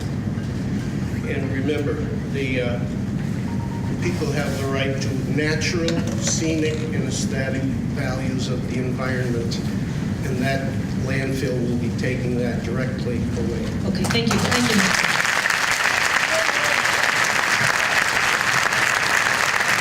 Jordan Yeager.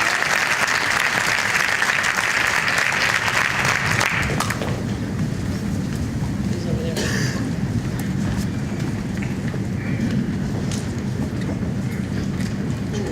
Good evening. My name is Jordan Yeager. I'm an attorney for Friends of Lackawanna. And I want to follow up on some of the questions that were asked earlier about the historic problems with the contaminants in the leachate, because I don't think we really got an answer. Does the department, despite the fact that the department has not issued any notice of violations, does the department recognize that the landfill, as it's been operating, has been causing the degradation of the environment? Again, as I said earlier, we have information that would indicate that. We're still trying to work with Keystone to isolate the cause of the contamination in that particular isolated area. The case is not closed. We're still determining whether or not there's enough evidence to indicate that they are the cause, that they are truly causing a release to groundwaters of the Commonwealth, which is a violation. So the case is still open. We have not made a determination as to whether or not we have enough information to pinpoint the cause. And with that, then, you, despite recognizing that the contamination is happening, and that the only source that's been identified so far, and there's even been a reflection of that in the comments tonight, is the operation of the landfill. Do you recognize that under the Environmental Rights Amendment, that you cannot allow an expansion of a use that is causing the unreasonable degradation of the environment, despite any claim of technical compliance with the regs, that if it's causing the unreasonable degradation of the environment, that you cannot approve the application under the Environmental Rights Amendment of the state constitution? If through the course of the time that it takes us to evaluate the application, it's determined that a violation is actively occurring and it has not yet been addressed, absolutely, that's considered, that would be a cause to not issue the permit. My second question is that although there was an effort to downplay the nature of the drill cuttings, the department at least recognizes that the drill cuttings contain naturally occurring radioactive material. But with that, there have been significant questions raised about what the department is testing for from the leachate, and the extent to which the department is doing the necessary tests for radioactive elements in the leachate. Can you be specific about the elements that are being tested? And is, for example, the department testing for tritium and the full list of radioactive materials that can appear in the leachate when you're using drill cuttings as daily cover? As Tracy just explained to me, there is some testing that's done for radiation. I'm not familiar with the exact specifics of how the test is done or what specific radiation is tested for. We can definitely get an answer to that question. Unless Al knows what exactly they're testing for. I'm talking specifically about in the leachate and not simply as the material is brought in. Yes.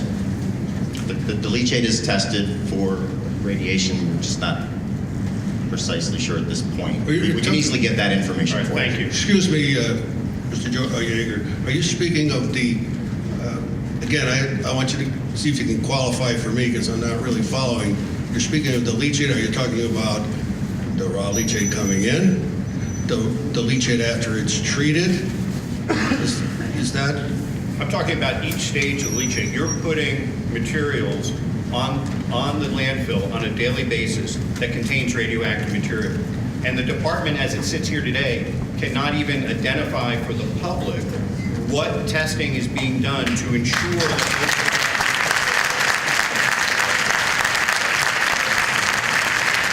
that So let me just clarify that we are aware of the testing. We will get you the information immediately. Obviously, we do not know every particular constituent that's tested for it. The information is at our fingertips as soon as we get back to the office. Thank you. Yeah, no, just wait. I'm not done yet. Okay. I'll spend as much time as you want, sir. No, I know you will. Just for your information and for the information of everybody here, so things aren't half said and maybe have misconceptions.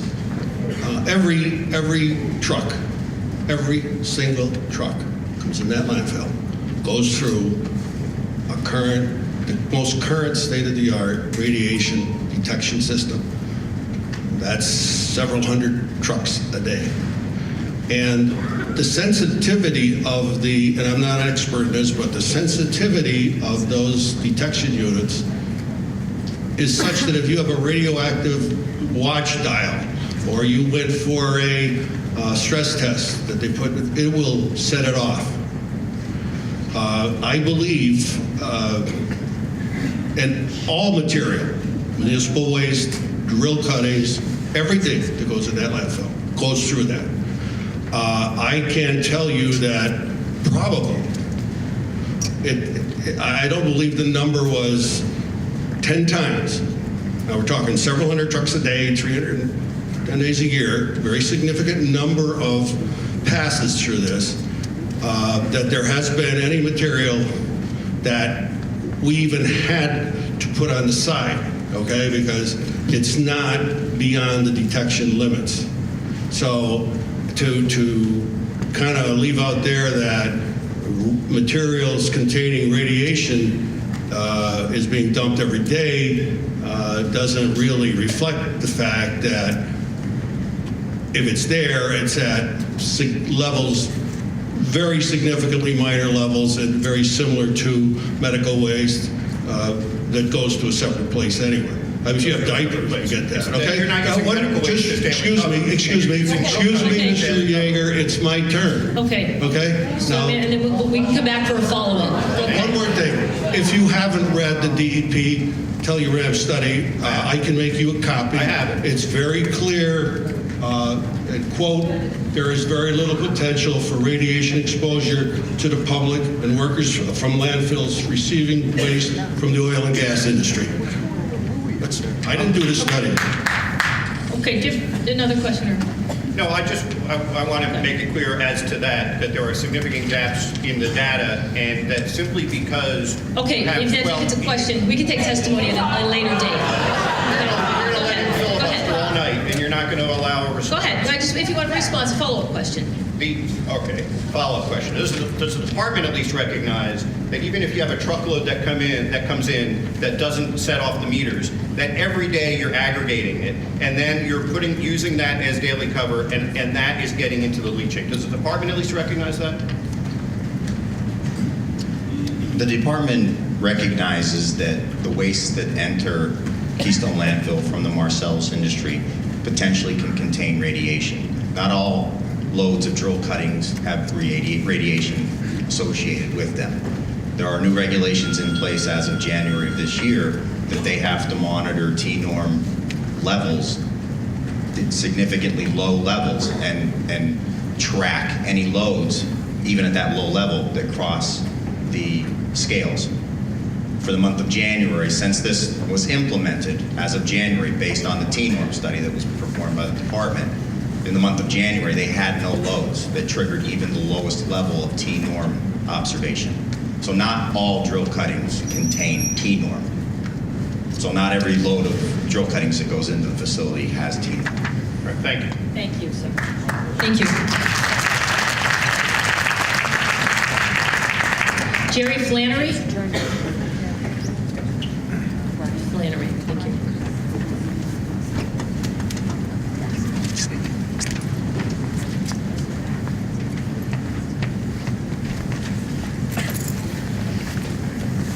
Good evening, everyone.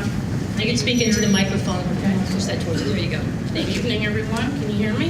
Yes. Can everyone hear her? My name is Jerry Flannery, and I am a resident of Scranton and a lifelong area native of the Lackawanna Valley.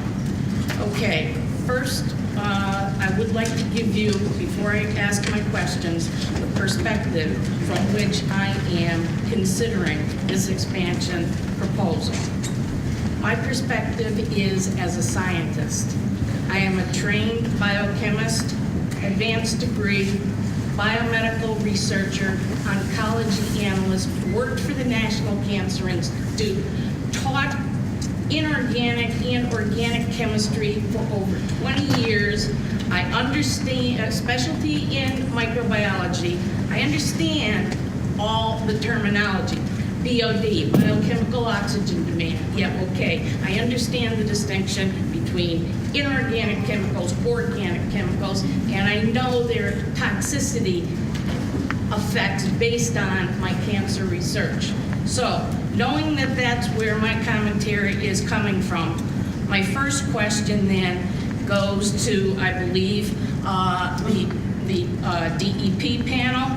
Number one, it's my understanding that the Phase 3 expansion that's being requested, a major component of that expansion is to fill in the so-called valleys in between the distinct mountains of trash, of garbage dump. Okay, now, so in the current permitted design of the Keystone Landfill, you've described 4 separate entities, 4 separate dump sites. Why, what is the purpose of those physical separations? Were they specifically mandated by the conditions of the Phase 2 approval for the previous contract that they're working under now? Okay, we'll answer, go with your first question now, so I'm confused. Yeah, each separate phase was the design project that was submitted to the department. So it was based on the application. There's no regulatory requirement that it be situated the way that it is. That's the way that Keystone Landfill chose to develop their property in those specific areas. Okay, well that doesn't make business sense to me. This is a privately owned business enterprise trying to get as much profit out of this enterprise as possible. Why would it be their choice to randomly make 4 separate piles with these valleys in between? That doesn't make business sense. If it wasn't mandated by DEP, then why are they there? Why weren't they all just considered one big pile to begin with? I want to know why those valleys exist under the permit that currently lasts for another 5 years, and what purpose they serve. And I want the truth. I don't want to hear that, oh, this is a well-oiled enterprise that has been, well thought out, and it's just not random that there are 4 separate piles. They're there for a reason, and I want to know what that reason is. Now, yeah, no problems. Good question. Good question. Thank you. You have to remember, I'm not so good at this, but let's see if I can.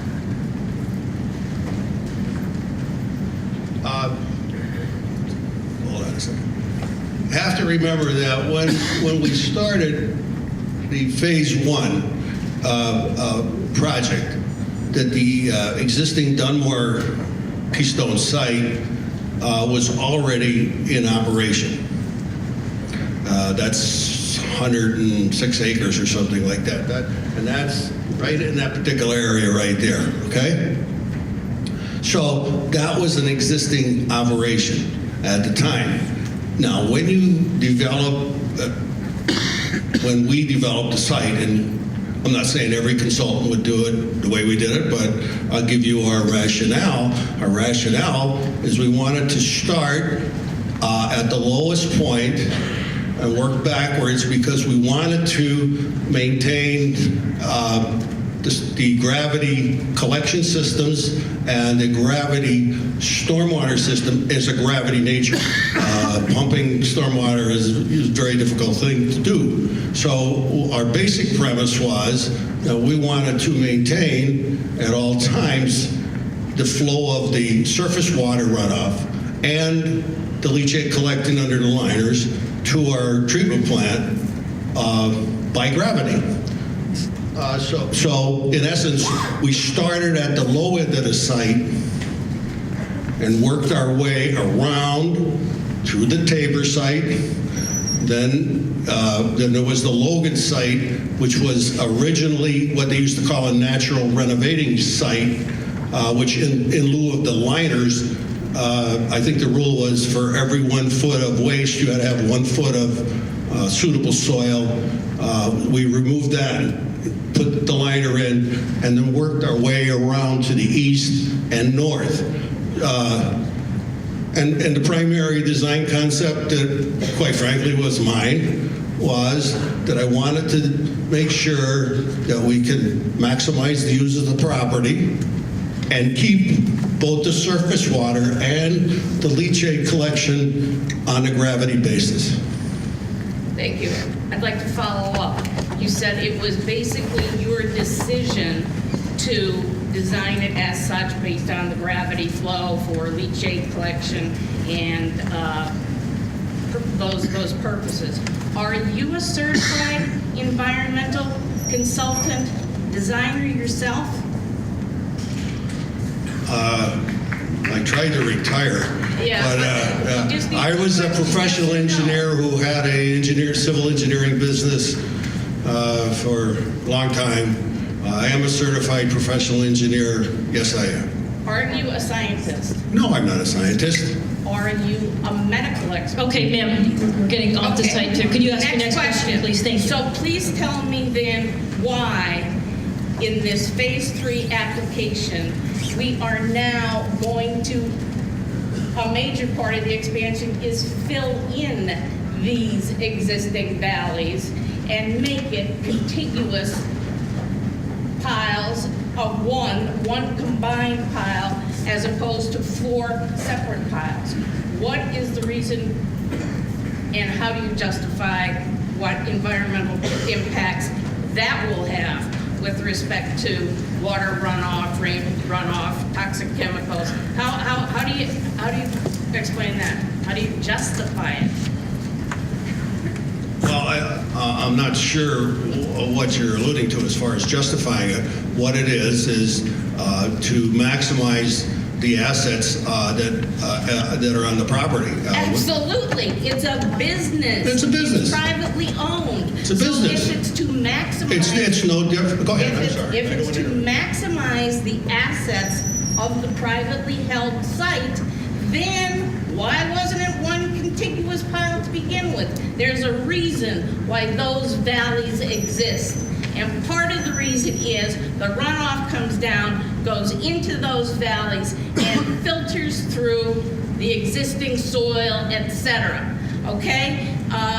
So there's a real purpose to them. It wasn't just a wild hunch on your part as a non-scientist, non-medical expert, but civil engineer, not a biochemist, not a Okay, ma'am, we can finish the question. Okay. Let's finish the Okay. So I can't understand how you can be approved for this expansion, filling in those valleys.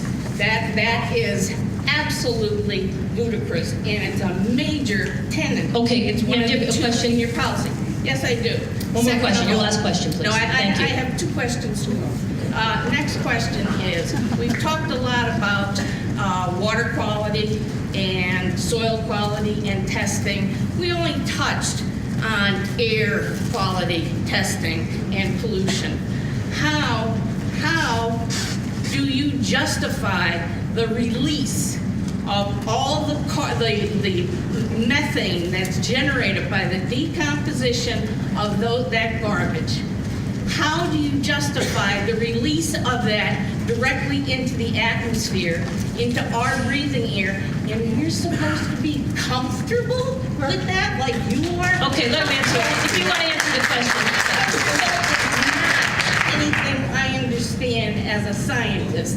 It is an emotional, opinion of yours, and you were hoping, as was stated in the WA. Okay, ma'am, you're gonna have to let him answer your Yeah, question. would you please let me respond to Answer the question. your statement about the release of the methane gas into the atmosphere? Obviously, as a scientist, you probably are not totally familiar with the regulations that we are required to operate under. But if you take the time to go into the air quality and the solid waste regulations, you'll find out that as a minimum, to obtain an air quality permit, and there's a companion permit that is submitted in accordance along with the solid waste permit, we have to achieve the clean air standards promulgated by both the state and EPA. Now, in that particular situation, we are required to capture and destroy destructive use or beneficial use a minimum of 75% of all the methane gas generated at the site. Since we've put our facilities in place back in early 90s, we've consistently captured and destroyed. Captured? Oh, Listen. really? Okay. Will you give me a time to finish? Let him, please don't interrupt, ma'am. Go ahead and finish. Thank you. Capture at 98%, a minimum of 98% historically. And what it is, we capture the gas. It doesn't, as you say, go to the atmosphere. It's captured, it's collected, it's put under pressure by compressors, which I assume you understand how they work. And it's transferred either to the on-site electrical generating facility or to the Archibald Power Plant, both of which incorporate this into a beneficial use and provide clean energy for, right now, it's over 12,000 to 14,000 homes. And of course, with phase 3, it would go significantly more. Or it's taken up in a flare. And as Roger pointed out before, those emissions are stack tested.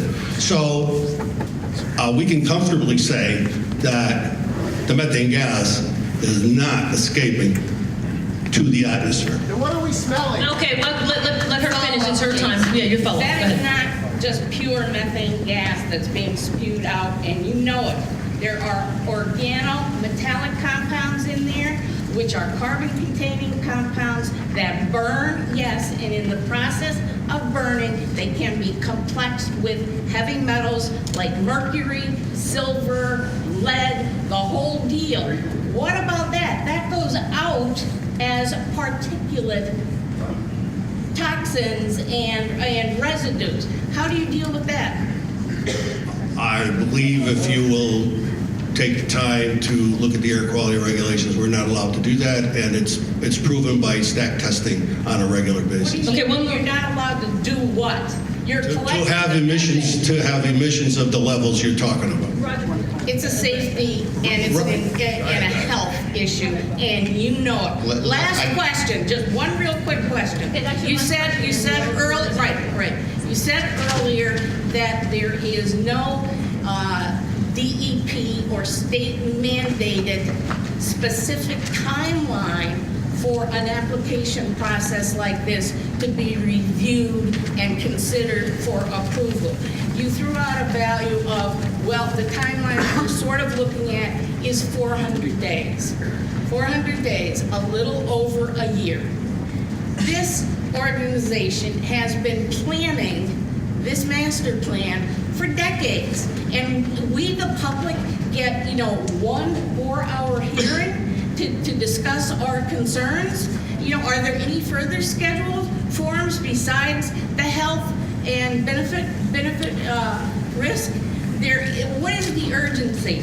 The current permit for the landfill as it is now runs for another 5 years. Now they're asking for an extension of another 50 years, and the whole process is going to be speeded up like 400 days.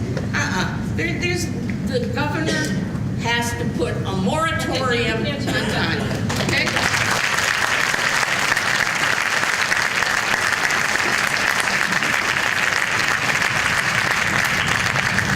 Just to quickly address the timeline, yes, there is another public hearings that's going to be scheduled that will allow testimony, which kind of just occurred. We will have a stenographer present to record testimony at a separate meeting. We'll call it a public hearing.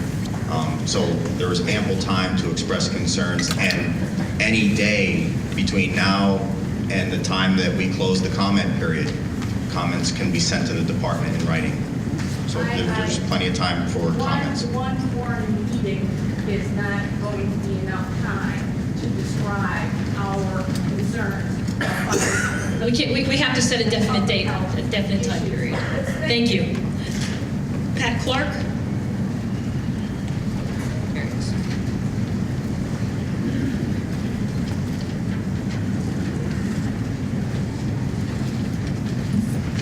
Hi. So back to follow. The harms and benefits analysis is created, and you look at that, and then I think the standard is the applicant, which would be KSL, must demonstrate that the benefits clearly outweigh, I believe is the standard, the harms. So if you read through that analysis, which you have, every benefit that they cite has an exact dollar amount associated with it. Cost to employees, property taxes, whatever. Not one single harm has any dollar value associated with it at all. And they get to put in how they're going to remediate a potential problem.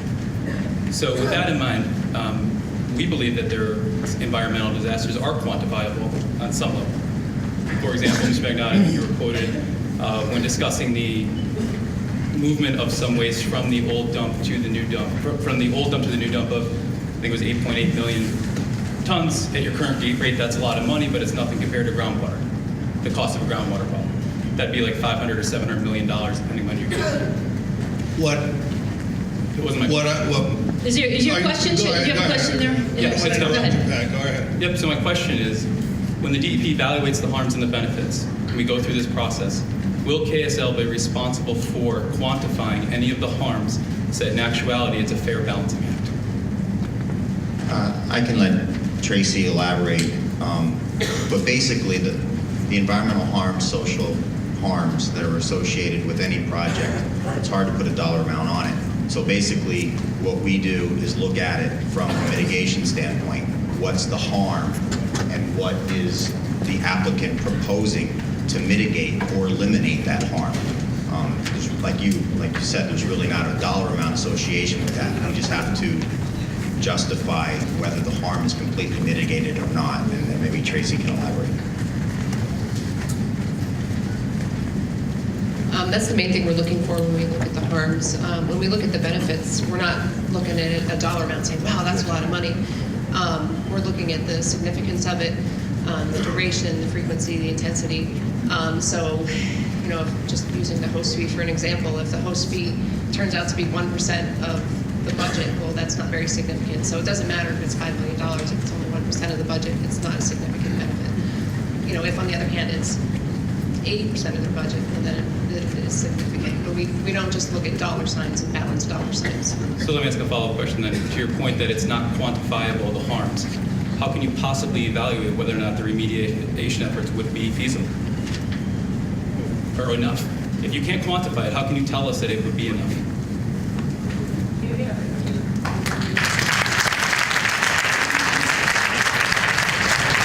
Well, basically, we have to define what the harm is. I mean, you don't necessarily need to put a dollar amount to define what the harm is. If the harm is in an aesthetic, how do you put a dollar amount on aesthetics? You really can't. Basically, you see what the aesthetic harm is, and if there's a remaining harm there, then it's not properly mitigated. It's a somewhat subjective evaluation, but when it comes to things like that, I don't know how anybody could put in a dollar amount, for an example, on the aesthetic harm that could occur if certain views were blocked or things like that. Basically, either they're blocked or they're not. That's our point. And if it's mitigated, then it's no longer blocked. That's how we would consider those types of things. Mr. McDonough, do you want to add, or do you want, you have another question, sir? Go ahead. Did you want to address that? I'm sorry. Did you want to address that? You said before you went. No, I don't think it was a question. If it was a question to me, I'll answer it, but I didn't. Okay, I'll ask one of you too. So we have been historically KSL, probably fair to summarize it, you give an inch, they take a yard. It went from Dunmore to Troop, and then from 2,000 tons a day to 7,500 tons a day, from accepting fracking drill waste to now accepting the most fracking drill waste in the state, to there's always a next step. So my question is, Mr. Naples, you're kind enough to meet with Friends of Lackawanna. Mr. Regnati, you just said that you don't think it'll ever get that high and that the technological advances of American ingenuity will suffice. So my question is, then why are you seeking such a large expansion? Well, first of all,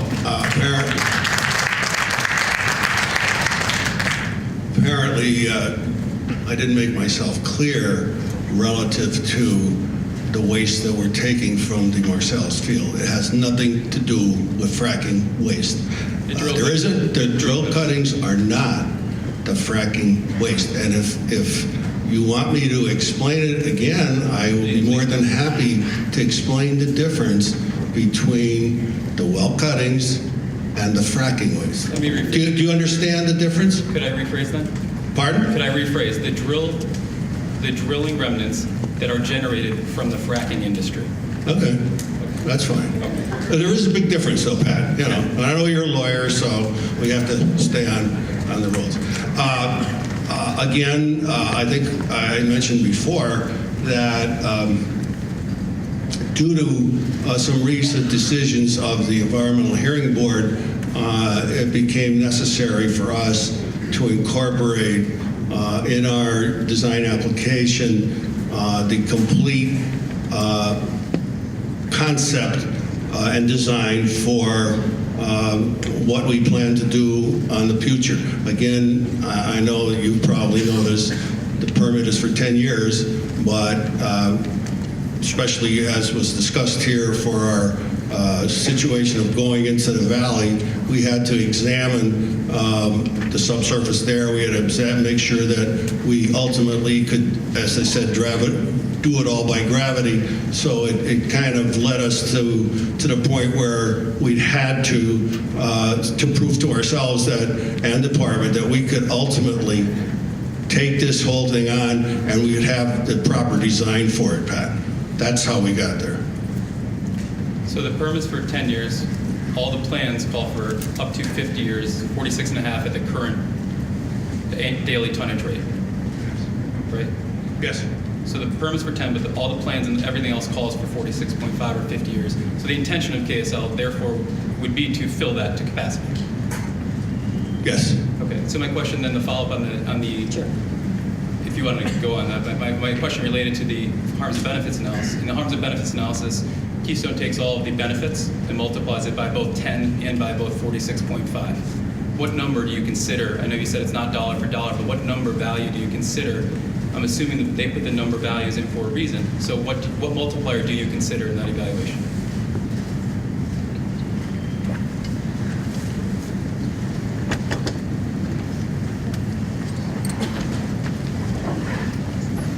Yeah, I believe the way we would look at it is the 10-year benefit.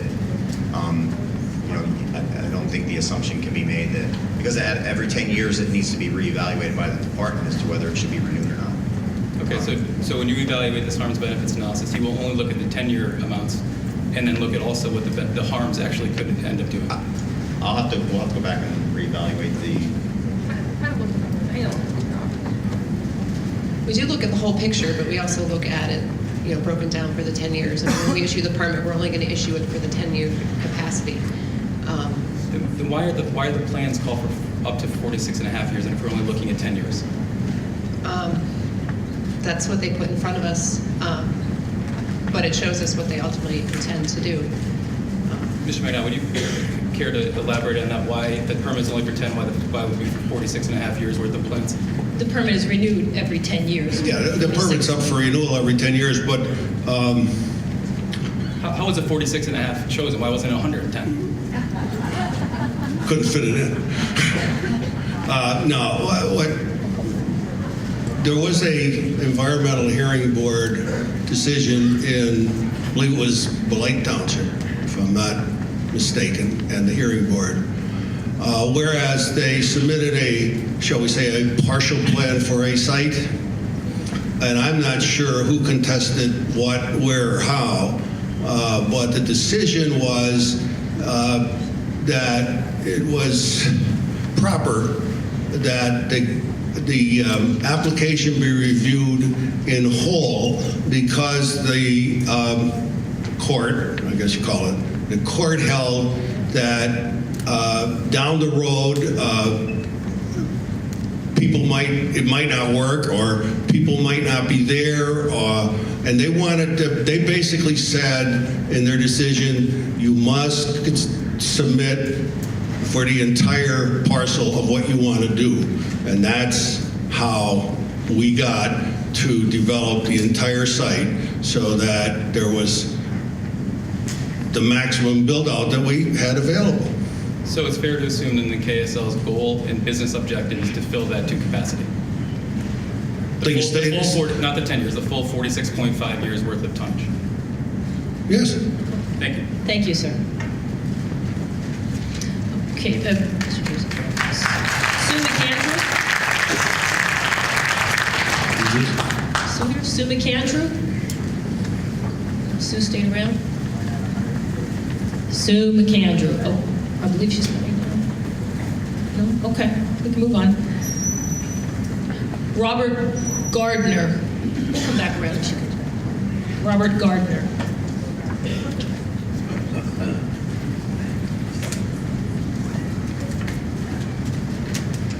Hi, how are you? Can you hear me? Yes. Yeah, a little bit louder if you want to pull that closer. Great, yeah, to you. sorry, it's varying sizes here. So my first question would actually be for the DEP. Specifically, have you denied a landfill expansion?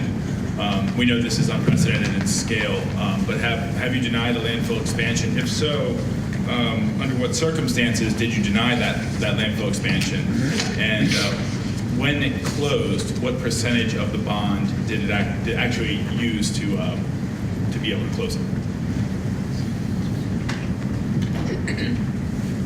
We have denied landfill expansions, but they don't get to use the bond. So for closure, we retain that bond. They use their own money to close the landfill. As they complete different stages of their construction, things that are bonded for, they can revise their calculations and eliminate those costs. So if they have to cap the whole site, then the cost of capping is included in that bond. If they've completed the capping, then that cost can be removed. But generally, that's not done until and that wouldn't be done until it's all certified that it's been closed according to the design and the closure plan. And under what circumstances were those permits denied? We've denied it. We've denied 2 under the harms and benefits analysis. We've denied a new landfill. Actually, we denied the same application twice. One of the landfills that we denied the expansion, they did not close. They came back with a different proposal, different than what they proposed the first time, smaller in scope. And then the other one did ultimately propose a smaller expansion, and that one ran out of capacity and closed. Okay, so those sites when they were capped in place. I'm sorry, sir, can you speak up just a little? Oh, I'm sorry. Those sites when they were capped in place, that was paid by the private owner, and what actually what became of those sites in terms of the areas that they're in? The landfill that is closed is it's still there. It's currently in post-closure monitoring. It just sits there. It's still sampled for groundwater, and the gas is collected, and that's also monitored. Cool. Thank you. I just wanted to know about that for when we deny this. The next question I would have is to the owner, Mr. Magnotta. Specifically, you said that with the expansion, you're looking at actually more landfill gas that could potentially be created as a result of this. Are you planning any expansions for your existing electricity generating unit? Are you planning any existing expansions of your capacity to transmit landfill gases as a result of this expansion? Yeah, good question. We're focused deeply on what we use the term beneficial use of the gas, and especially into turning that product into green electrical energy, propane, put it in the supplement the UGI supply. And we are in active discussions with several parties, including the company that's on site right now, who have been on site for years, and Archibald Power, two entities to increase their consumption currently and to develop plans in the long run. And I do believe as part of our application, we did commit that we would accept, if provided by the department, a 2-year period upon which we would commence additional beneficial gas use activities. Yes, it's very active. Our goal is to 100% of the methane gas will be turned to beneficial use purposes. Thank you for that. Just one follow-up. Are there any other expansions as a result of this expansion of existing activities on site that haven't been discussed specifically or aren't a part of this expansion proposal that folks here need to hear about, as that's something that has not yet been discussed? Can you give me an example? Well, we just discussed it specifically, a larger electricity generating unit, more transmission of natural gas. Right. Where is that going to go? Are there going to be more gas lines that are going through or around neighborhoods, through the forest reserves, that kind of thing?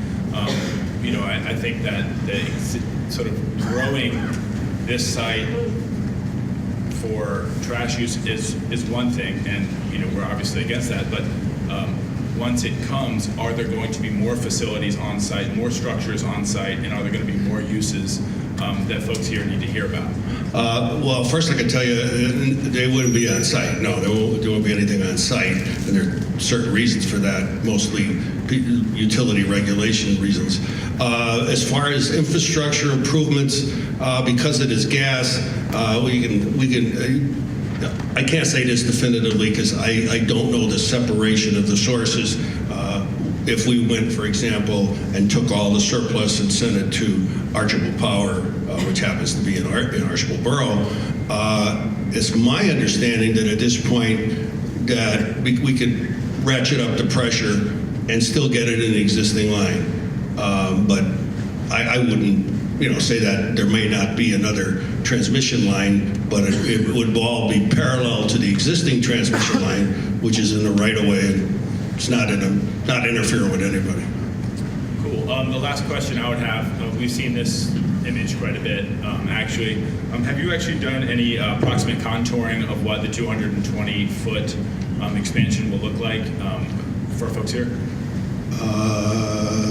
Say that word again? Have you modeled the contour? No, we haven't modeled the contours, but we are working on a line of sight study that I think will put in perspective its relationship to especially the residential areas.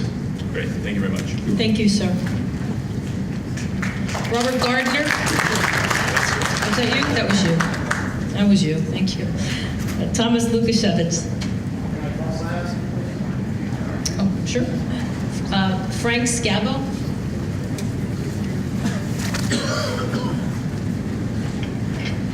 Good evening, Frank Scavo, Old Forge resident, Lackawanna County. Despite best practices, policies, and intentions, things go wrong. I guess my concerns are air quality and water quality. I look at the expansion of the landfill. Right now, the base dimension elevation is 1,025 feet.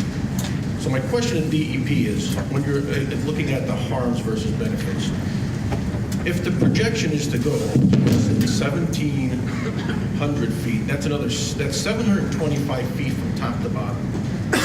Does technology exist to remediate any type of fire, any type of cave-in? Because as we stated, this is above the northeast anthracite drainage area, which is groundwater, and all heads down to the Old Forge borehole heading to Darien and Susquehanna River.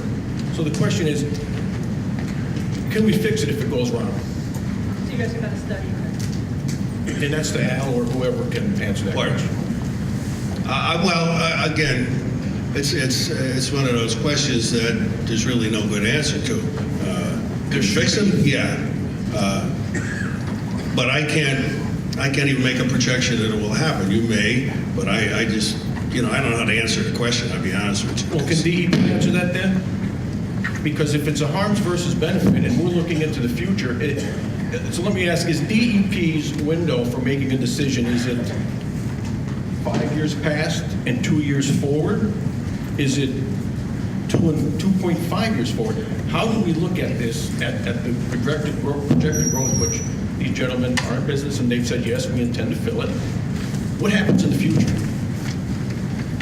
Well, I guess from an engineering standpoint, regarding the safety of a landfill to the levels, and forgive me, I don't know if those levels that you stated are exactly what was proposed from top to bottom, but obviously the engineering behind that is what the department will look at in terms of whether or not that is a viable engineering, it's safe height to be at for the types of materials that are going to make up that structure. And I wasn't quite following the 2 years, 5 years. Well, you're going to make a decision within 400 days, and you can't see into the future. But you know that these things at this level, which is the largest landfill in America, I don't know. But if the baseline elevation from the bottom to the top is going to be 725 feet, can we currently fix what happens at the base, whether it's leachate leaking into the mines, clogged pipes, hydraulic, the word here is hydraulic conductivity. So as the rainwater begins to enter the landfill, what happens when whatever is underneath it fails? Well, I think up front, the best way is to prevent that, to design the landfill subbase, the liner system, to prevent collapse, to prevent mine subsidence, to prevent damage to the liner system. And that would all be looked at as part of the department's technical review phase. The whole liner system, subbase, mine subsidence, for the whole landfill, from 10 years up to, if it was to reach that 46, 47-year ultimate build-out, the whole system would have to be designed to support that weight. So that's the best answer I think we have, is that it would have to be designed to prevent failure, to prevent mine subsidence, to prevent any kind of collapses in the systems. So I guess the follow-up question would be, if we're building on top of what started to accept trash in 1988 or 1990, which is not state-of-the-art liners and protocol, then what happens when we pile more on top of it and keep going? That's the question. Is that a specific question? Yeah. Okay, well, I guess the question is related to the quality of the, shall we say, the liner envelope system that was basically put in the 90s, is that correct? That's just from your testimony or your comments, that's what I gather. Well, no, I mean, that was the liner system, again, as I said in the beginning, that under the administration of Governor Bob Casey, they significantly enforced and made regulations of the highest, very strict regulations as to the design, operation, and compliance requirements for a landfill. And part of that was that you had to put in, I believe it's a 60 mil double line site, 60 mil HDP as one of them. That's what we've chosen. I believe that is still currently the requirement in the regulations. So what was put in as far as the materials and their stability is the same material that was put in the 90s, is still approved as and recommended and required as of today. So my second question would be air quality and testing. What are the current particulate matter dimensions that DEP is testing for at this landfill? What's the micron size? We don't specifically test for ambient air quality around the landfill. I don't believe that the current requirements of the air quality permit requires a particulate test from the combustion sources either. The combustion sources are similar to those, and the emissions are similar to those of natural gas combustion because of the high methane concentration of the gases. So there currently isn't any particulate monitoring around the site. There are, in certain locations throughout the state, centralized sampling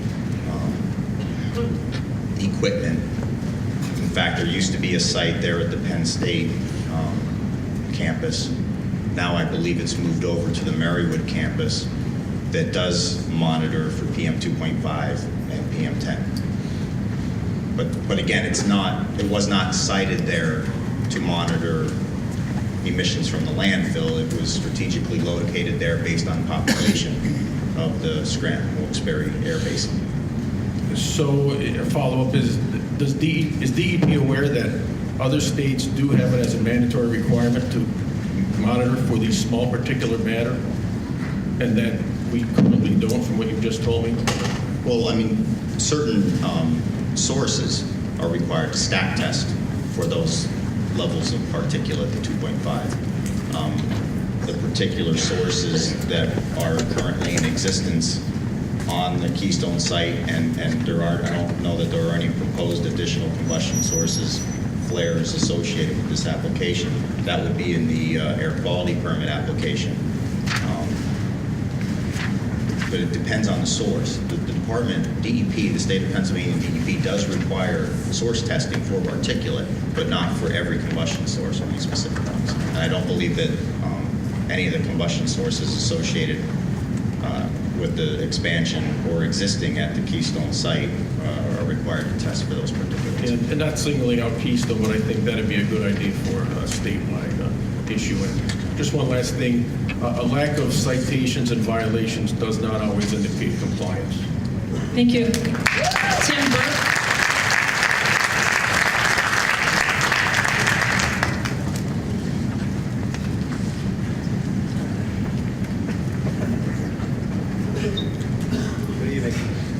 Resident of Dunmore with family. Oh, sorry. Resident of Dunmore with family and troop in Dunmore and Philly. Okay, my first question is, when is DP going to enforce tire scrubbers so that garbage mud doesn't get deposited back into our streets? Is that currently a rule that hasn't been enforced? Or are you allowed? There's 400 trucks a day, according to the newspaper, that leave the landfill. And obviously, they're bringing in, could be the Marcellus we're talking about, the drillings, as Al said, could be being brought back out to our streets. But it is being brought back into our streets, whether it's, no matter what kind of garbage, it does go back into our streets. So we're enforcing tire watch, is what you're saying. Right. Tire watch. I'll make a statement real quick, and then maybe Al, you can elaborate. There is a truck wash on the site. There are specific requirements as to when that would need to be used. I believe that typically the Keystone Landfill controls the particulate drag out by utilizing road washing and sweeping of the roads, and typically does not incorporate the truck wash into daily operation, but there is one that exists there, and under certain conditions it would need to be utilized. I don't know the specifics of the conditions, but there is a truck wash at the facility. Did you ever see it? Because I've been up there, and I've seen it. I've never seen a truck ever in it before. I've never seen an operation. It exists. It's there. Al, does it still exist? It still exists. It's been inactive, I would say, for quite a few years. And the way that we address the on-site and dust and mud, of course, is on-site. We, depending on the course of the time of the year, we use water trucks and or sweepers and they perform on a daily basis.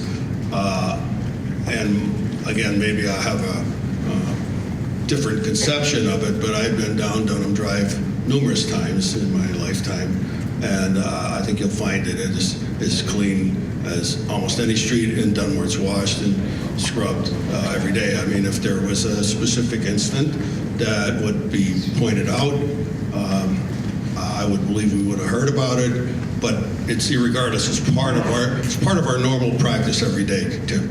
So if I go up there next time number 2, you'll show me where this truck wash is? Well, hopefully I'll be in Florida, but you could go up. It's there. Again, it's not operational. Hasn't operated in a long time. So it's just for looks? I mean... No, we just changed philosophies on how we were going to address it. Because that was just a business decision and how we were going to address it. We could still use it, but it's more, shall we say, effective in our minds to do it with the pressure washers and the sweepers. That's our opinion. Okay, so not all of it falls off the wheels when it's leaving the dump road. It falls off into the highways. Some of it's brought back to where I work before it falls out.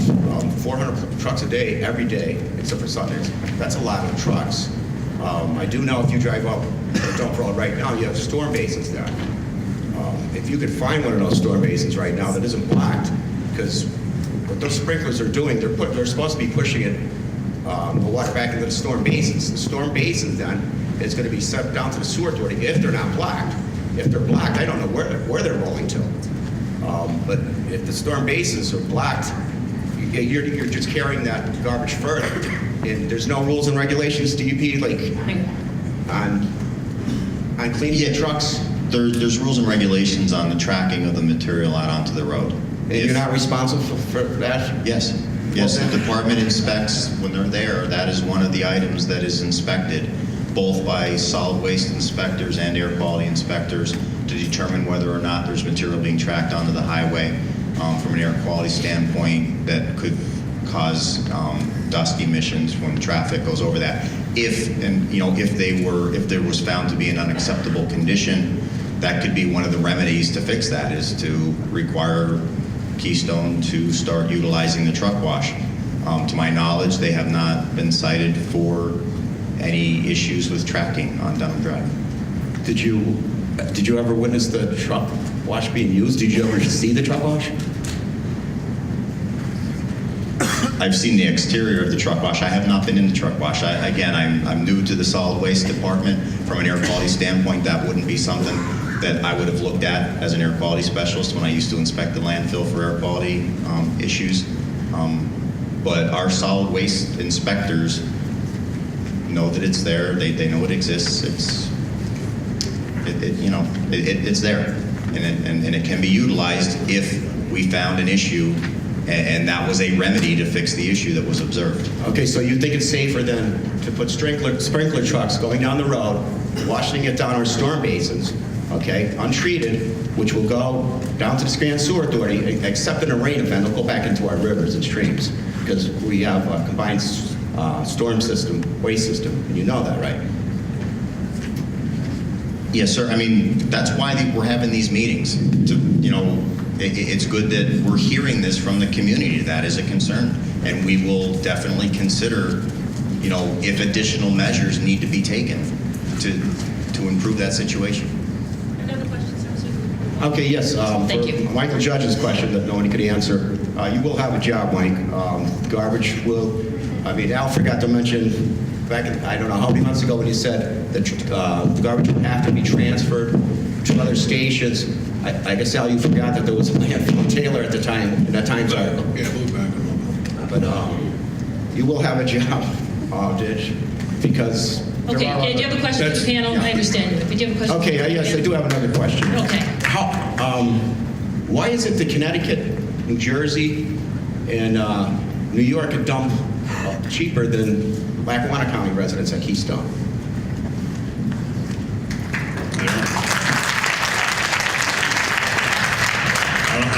I don't know know about the fact. I would perceive that they have a significant transportation cost to come. So their total cost, Tim, would be much greater, much greater. So the total cost, because of the transportation costs, which are more significant than the disposal costs. So is that what you meant by competition then now? Pardon? That's what you meant by competition then? For bringing the prices out, because you said our prices... Okay, we're kind of getting away from the expansion itself. If we can finish answering the question now, we can move on. I'm sorry, I didn't hear the question. Is that what you meant by competition with only one landfill left? We wouldn't be able to... Connecticut, New York, and New Jersey would not be able to dump for so cheap? Well, neither would the local people, because I think the business model would be that the private haulers would be totally at the mercy of the remaining site owner, who also picks up waste, and they would ultimately be put out of business because they would not have any competition upon which they could offset each other. So the local price will go up, yes. So is there a chance if we had to go further? Last question, Mr. Is there a chance if we had to go further, okay, we had to go outside of Taylor, maybe we could get it cheaper, just like New York, New Jersey, and Connecticut?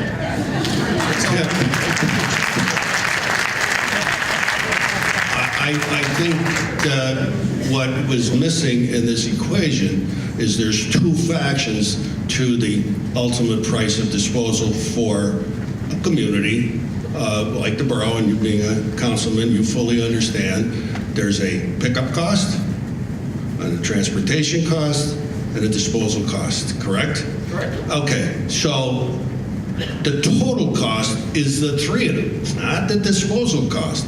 You must add the cost related to the pickup, which the borough picks up, correct?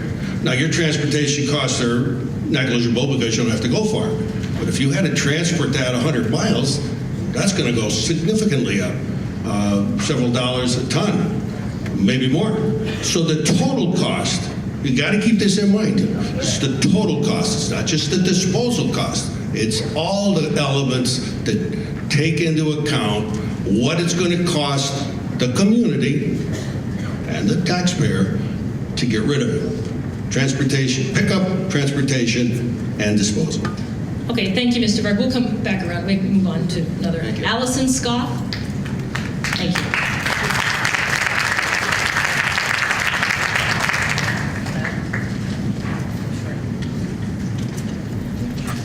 So as was stated earlier, you know, just a little closer. Is that better? Thank you. Sure. Thank you. Keystone accepts well over 60% of hazardous trash. This is phase 3, so there have been other expansions granted in the past. So if approved, this is for DEP, is there any logical end to this expansion? You know, what's to say? Is there anything in place regulatory or, you know, how do we know this isn't just going to keep going? So in 10 years, you know, another presentation is going to be made and we'll be standing here again. Or in 25 years, my kids are going to be standing here saying the same thing over and over again. Like, when is enough enough? I mean, to answer your question, you know, regulatorily speaking, if they have space at their site and they submit an application to the department of an engineering, you know, if it's engineered properly and the harms and benefits balance, and you know, I don't know that I can answer your question. There's no regulation that stipulates that there would need to be. I think he answered it. Yeah. I think the answer is no. They could just, yeah. They can continue to apply and expand. You know, it's up to the department to determine whether or not going through the process that it's environmentally safe and engineered properly. Okay, thank you. My second question is for Mr. DeNaples. With this, you know, large expansion, you know, staring us down, and you know, we know that 30 years ago that landfill existed. You know, we can all, you know, reconcile that. I just don't understand how you can reconcile dumping that much garbage that high in your hometown. I don't understand.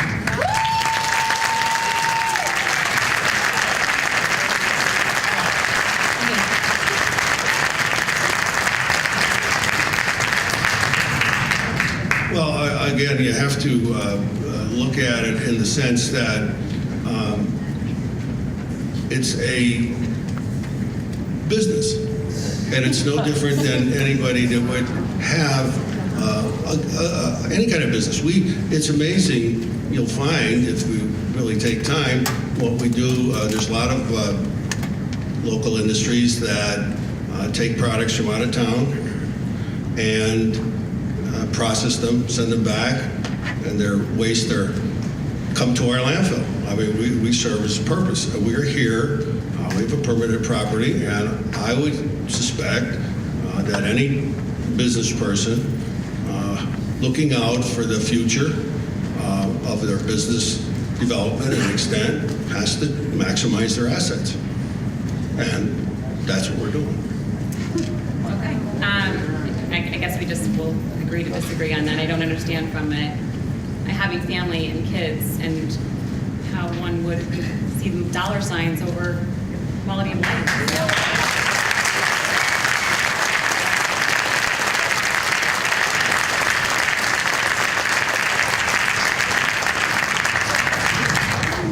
Well, okay, go ahead. He should address it. Ma'am, the excuse way me. Let him answer the question. Thank you. that we obviously have a different perception, and it's a very sometimes subjective perception, but we believe our track record is such that we are not impacting on the quality of life, and in fact, to certain aspects of the community, its educational, its environmental, and social, that we are contributing to it. You may or may not agree with that, probably don't agree with it, but that's not exactly, we look at it a little different than you. Sure. Yeah, absolutely. Thank you. Thank you, ma'am.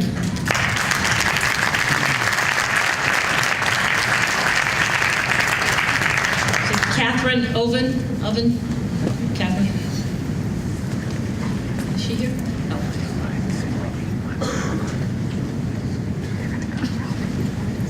My name is Catherine Mackerel-Owen. I live in Dunmore. I have a question for the DEP first.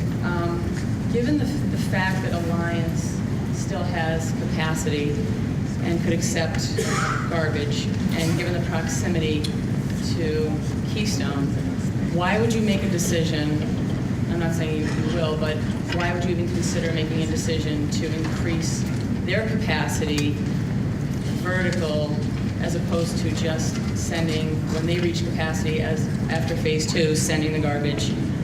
And I'm not trying to push on Alliance, because there are other landfills that have enough capacity in close proximity. So why would you think that it would be a good idea to grant this expansion when it's in the middle of where thousands of people live?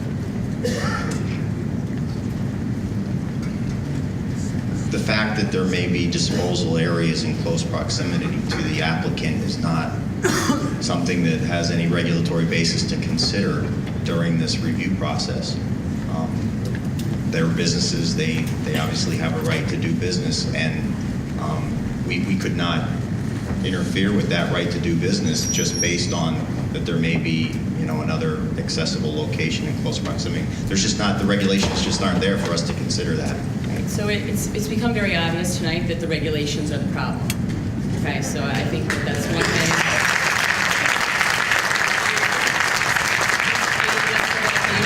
I'm sorry, ma'am. Can you repeat that? I can't. Yeah, I'm just saying, we keep stating about the regulations, and obviously we need to storm the elected officials to change these regulations, right?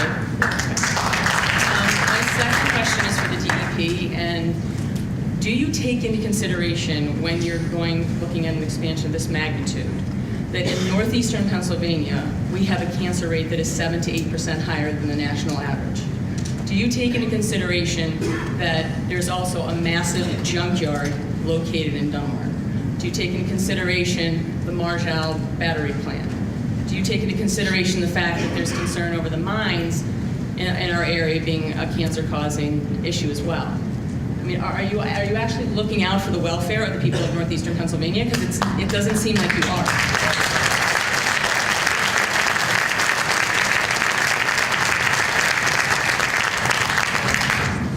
As I stated earlier, before even Representative Farina had sent his letter requesting the Department of Health to get involved and do a study. I had reached out to the Department of Health requesting their assistance in evaluating things just like you just stated. The Department of Health is better equipped to consider the aggregative effects of all of the sources within the valley and help us to determine whether or not an additional source of this magnitude would in any way affect an increase in any type of health issues, whether it be cancer or anything. So yes, I mean, the Department of Health is going to look at the current rates. They're going to look at, you know, the pollutants involved and whether or not they could pose a risk to the health. So yes, they will be considered through the help of the Department of Health and the ATSDR. They will all be considered. And I have one question for Mr. DeNaples. I would prefer if you would answer this. You stated when the Times did a tour of your landfill that you go to church and you go to work and you take care of your family. And that's exactly what I do every day. But this landfill expansion will negatively impact my family, my young children that breathe the air and drink the water. So my question to you is, with all of your resources and your wealth and your power, is there not a better way to dispose of garbage in an environmentally friendly way that will not negatively impact our future and our children's future?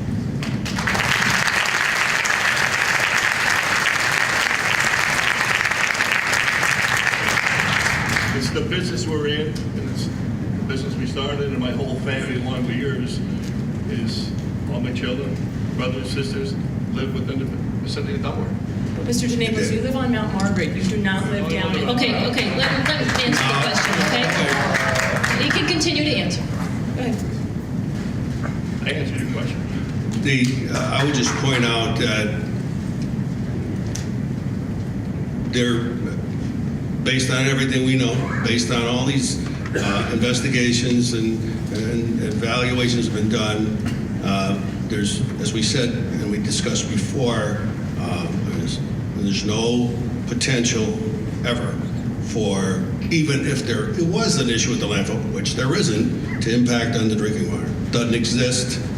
The reservoirs, they come from reservoirs. All the reservoirs are up gradient from the landfill. It is impossible for anything to get into what is used for the drinking water in this area. It's not possible. That's number one. Number two, the air emissions are strictly regulated. I don't believe there's been any correlation between the air emissions and any particular diseases or illnesses. Well, I can tell you that I've never read an article that said living near a landfill is a healthy choice, okay? And by that going up that high, it's not going to benefit our air quality. It's going to jeopardize the mines underneath. So I really feel that the people Ma'am, if you have a question, one more question. I know we'll take testimony No, that's later fine. date. I'm done. That was my question. Okay. Thank you. Thank you. Thank you.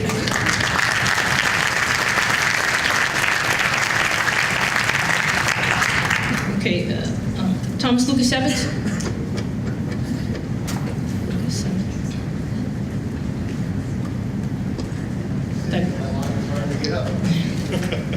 Thank you, sir.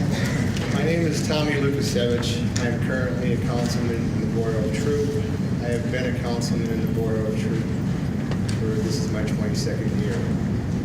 With that being said, I have lived on a daily basis the existence of Keystone Landfill through the 4,100 residents in my town. When I was coming here today, I figured I would sit down this afternoon and prepare a statement of my concerns and questions that need to be heard this evening by the DEP that will be beneficial in your evaluation and your implementation of the request of the landfill to expand. With that being said, and the time of the night that it is, probably only around 9 o'clock. Someone can answer that for me? Yes, it's about 2 minutes to 9. meeting was supposed to go on till 10 o'clock. Yeah. I would request that instead of just a few questions, can I read my statement that I prepared? We're going to take a statement at a later date. I understand. And it won't serve you any purpose, that we can answer a question for Let me you. talk, please. I understand that. And I could email it to somebody and only one person. You could email it. Listen to me, please. There's a lot of people that came here to understand what I can give to them this evening of 22 years of understanding the landfill and knowing what goes in there, what doesn't go on in there, in my opinion, and I believe it's very important for these people to hear this evening. So with that being said, I respectfully request that I can read my statement. No, I can't allow, we have to have a stenographer. I have to move on to anyone else that has questions. Later in the year, we will have a public hearing, and you could give your statement. Your statement is not going to be If you have a question, ask a question, okay? Can you ask a question? I'm asking you to ask a question. I'm going to proceed with some Okay, and sir, I don't want to have to ask you to leave, but I have to ask you to ask a question, If you please. do, I can understand. Yeah, it's a question. I've never been out of order. And I don't want you to be out of order, but you have to ask a question, okay? Ask a question. It's not going to serve any purpose. Read the statement that has No, sir, then I'm going to have to ask you to leave. You can't read the statement. You've got to answer questions. We don't have a stenographer here to take it on the record. We want it on the record. But I have four knowledgeable... So we don't have legal problems down the road. I have four knowledgeable individuals here from the DEP that need to hear what I have to say. And do you have a question, sir? If you don't have a question, I'm going to have to ask you to take your seat, please. Well, with that being said, Okay. I'm not going to leave. I'm going to have to ask you to be escorted out of the... I will ask a question. Thank you. That's what I would like. Okay, ask a question. And people were allowed to ask several questions, not one, not two, not three, not four. Some went on as long as 5 or 6 or 7. So respectfully, I'm going to ask a series of questions. I'm going to look at my notes and I'm going Okay, to go ahead. try to You can ask some digest what's questions. the most important things. Actually, I'm going to walk over there where the light shines on the podium. That's fine.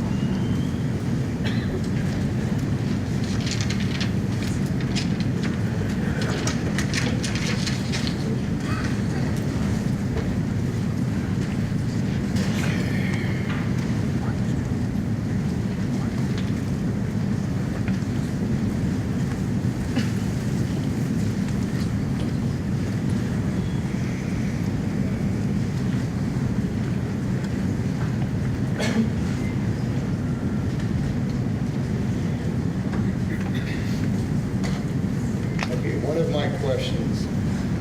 From analyzing the history of the residual waste that is deposited in Keystone Landfill, in 2011, approximately 7% of residual waste came into the landfill.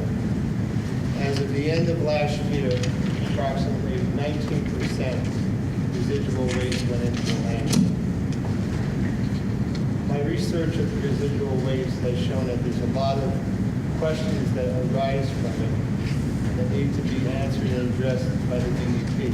My question is, when the landfill is allowed to be expanded, will there be any limits on the amount of residual waste that can be taken into Keystone Municipal Landfill, which is basically designed as a municipal landfill, and that only? Okay, let's take that first question.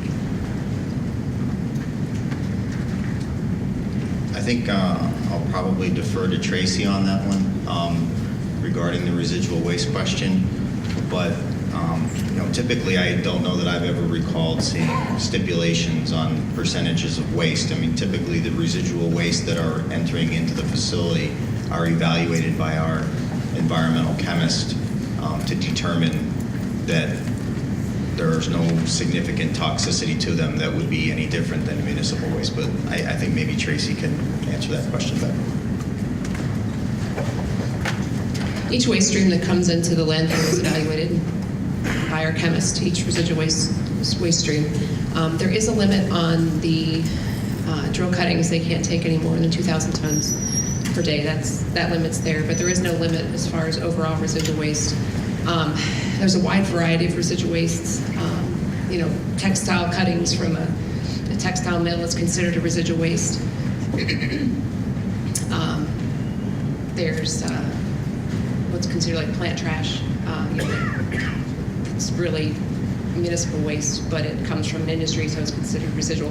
So not all residual waste is, I've heard comment that residual waste is mildly treated hazardous waste, and that's just not a correct view of residual waste. There's a wide variety of things, and each source is evaluated on a case-by-case basis. One of my main concerns deals with the pH level of oil and gas industry waste. Could you repeat that, sir? One of my Could you repeat that, speak into the microphone. I couldn't hear you. One of my main concerns deals with the pH level of oil and gas industry waste. The DEP's acceptable limits at Keystone's municipal landfill are within a range of 2 to 12. Research has shown that existing landfill waste at Keystone has a level of low 11 to high 11. As DEP knows, a level of 12.5 is considered hazardous waste. What I am asking for, and I'll ask the question first, will the DEP do a thorough analysis of the pH levels of the waste stream coming into Keystone landfill to determine if such waste should be sent someplace else, a hazardous waste facility? Again, I'll defer to Tracy on this one. Yes, we do that. Actually, when you called me the other day, I had the 2014 residual waste annual report on my desk. So after I spoke with you, I went through and I compiled a list of all the sources and the pHs, and they were all in the range between 7 and there might have been like an 11.7, but they're all well below the 12. I think a thorough analysis would show that the rate 11.89 and 11.91 are the predominant measures coming in from two of the major drillers in the area. That's the average listed on the form where I request to dispose of residual waste. So I think if you analyze it again and looked at it with an objective mind, you might be seeing something that I'm seeing. I'm only a layperson, I'm not a scientist, but I know what I read and I know what I see and I know how to portray it to you. I did look at each of there was an analysis for each well pad that came in as a source, and there was between 1 and 3 set of analysis for each of those, and I did look at them all. I'll just make one more statement. Earlier, Sir, not a statement, a question, please. Okay. Remember the Margall contamination situation in my town of True? It was proven that old science has a way of turning into new science. What is acceptable at Keystone today may not be in the future. How do we address my concerns 20, 30, 40, 50 years from now?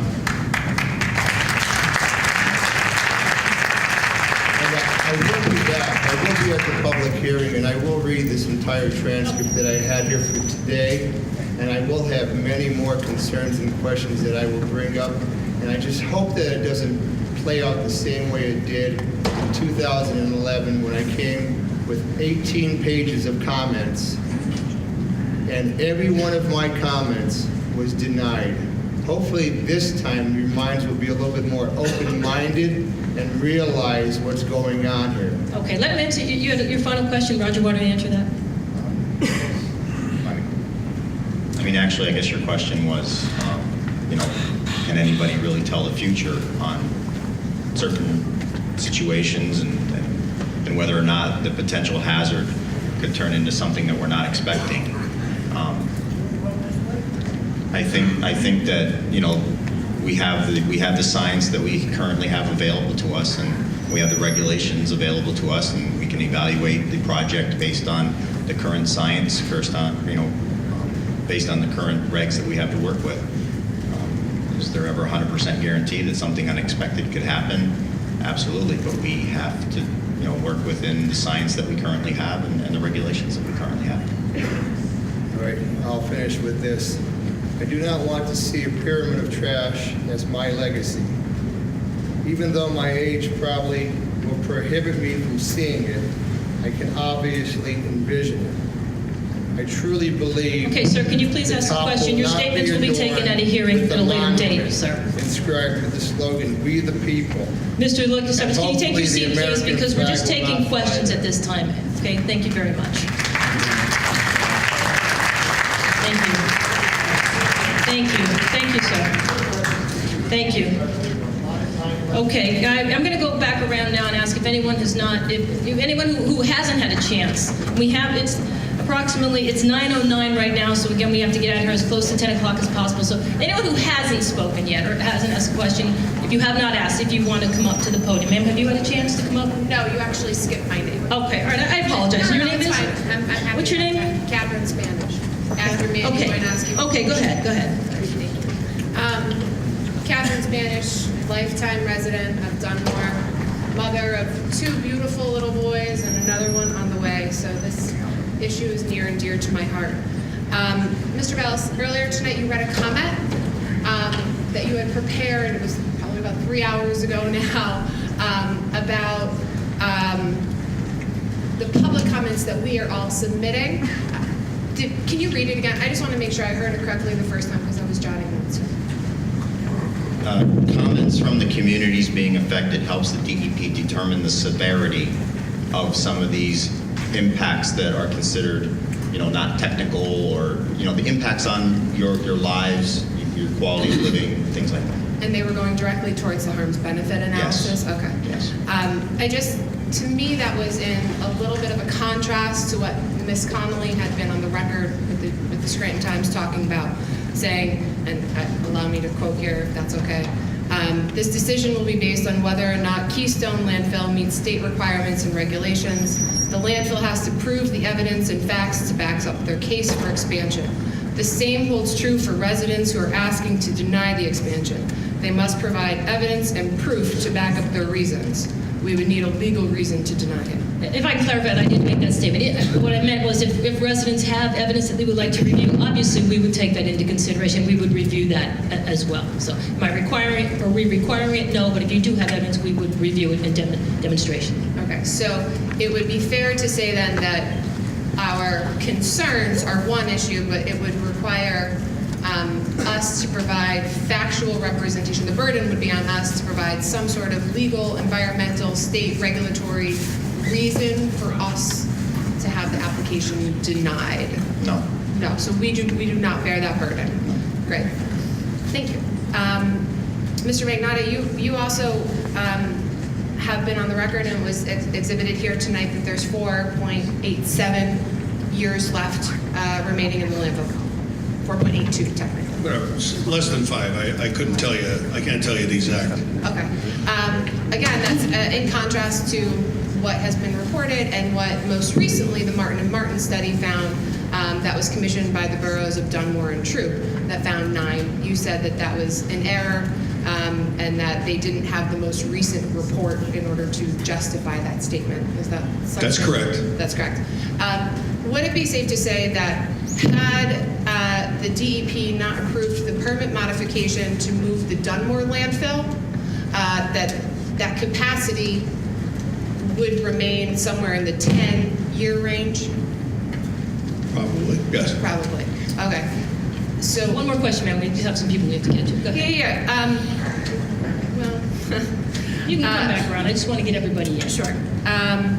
Is that all right. My main question, I'm going back to when Pat Clark was up just a few minutes ago, and he said the main goal of the expansion for 50 years is really to get the 100 million tons. Is that an accurate, right? So it's capacity. The capacity over, you're doing a longevity, right? You're doing 7,500 tons of garbage per day, yearly, 50 years, 100 million tons. And using the approved geometry, if you will, that's specified by the state. Right. That's what it results in, yes. And it was also your goal in order to fill it to capacity.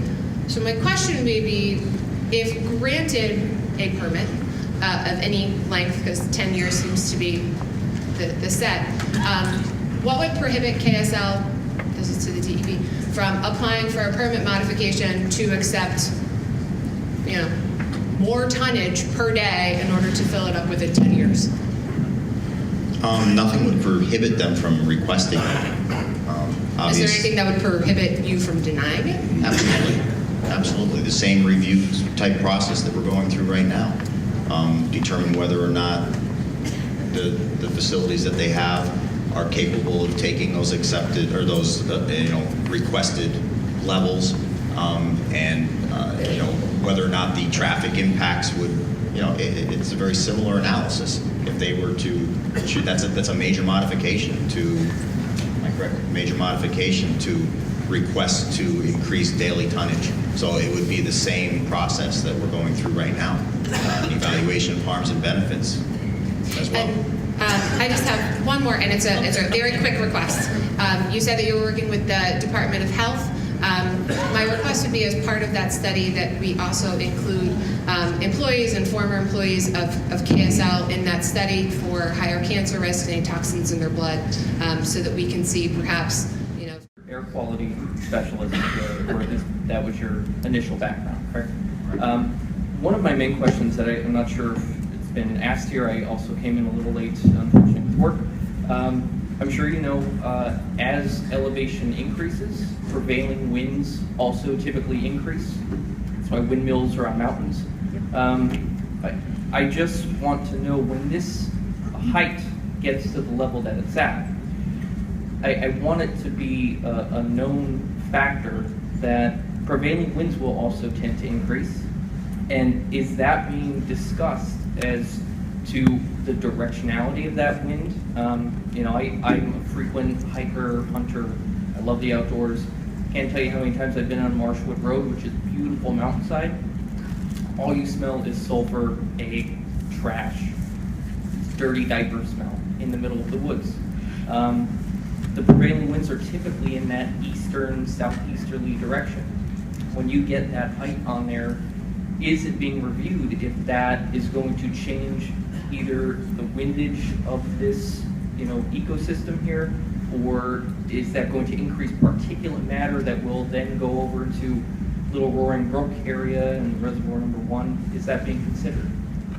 So I mean, there could be two parts to that question. One, are you saying that is the construction, if it reaches its proposed height, going to change wind flow? Not necessarily change it, but yes, is it going to change? Well, I don't know that would be particularly looked at if it's going to in some way redirect current wind directions. But in terms of what any air particulates or pollution might be being emitted fugitively, there is no gas collection system is 100%. There's always some fugitive emission, and it is an acceptable number that they have to maintain and design a system to collect 90% of what is calculated to be being generated from the landfill mass. But probably of most concern would be at those heights and maybe increased wind speeds is their ability to keep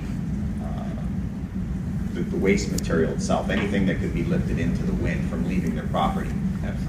And I don't know that it's specifically addressed in the application, but that's certainly something that would need to be addressed in their nuisance minimization plan, that if anticipated wind speeds at higher elevations, they would need to ramp up their ability to keep garbage, per se, trash, light trash, from leaving their property. That would probably be their biggest. Their ability to capture landfill gas isn't going to change whether it's at the current level or an elevated level. The emissions are going to, they still have the same capture efficiency. But I think you make a good point that when it gets above certain elevations, they are going to have to contend with potentially higher wind speeds, and that would need to be addressed in their nuisance minimization plan. Okay, thank you. The other thing too, your landfill was out of sight, so it wasn't in the mind of real estate. Now it's going to be in the sight of everyone in this entire valley, and real estate is going to see that immediately. I got my house appraised 2 years ago, and thank God the guy came the day after, because he was scheduled on a day that it was probably the worst smelling, offensive day in my backyard that I've had in a long time. If he came on Okay, that sir, day, if you I have a could question, not have thank you gotten very much. the mortgage that I did. What's your I think address? everybody's- Where do you live? Dunmore. Where? Right adjacent to Sherwood Park. Adjacent to Sherwood Park? Okay. On Bednar or Jessup? Bednar. Okay, thank you. Thank you. Mr. Hogan, this gentleman's going to give you your time, and then we'll go to that gentleman. Safeties that are incorporated into the design in terms of height to minimize any risk of slide. Yeah, as part of the second phase, the technical phase, the department would go through the whole design of the landfill. The sub-base, can it support the weight of all the waste placed on top of it? Is the liner system stable? Slope stability analysis and modeling of the landfill to make sure there's not going to be a landfill slide. That's all part of that second technical review phase, the engineering review portion of the application. And those are all based on regulations primarily from 1996?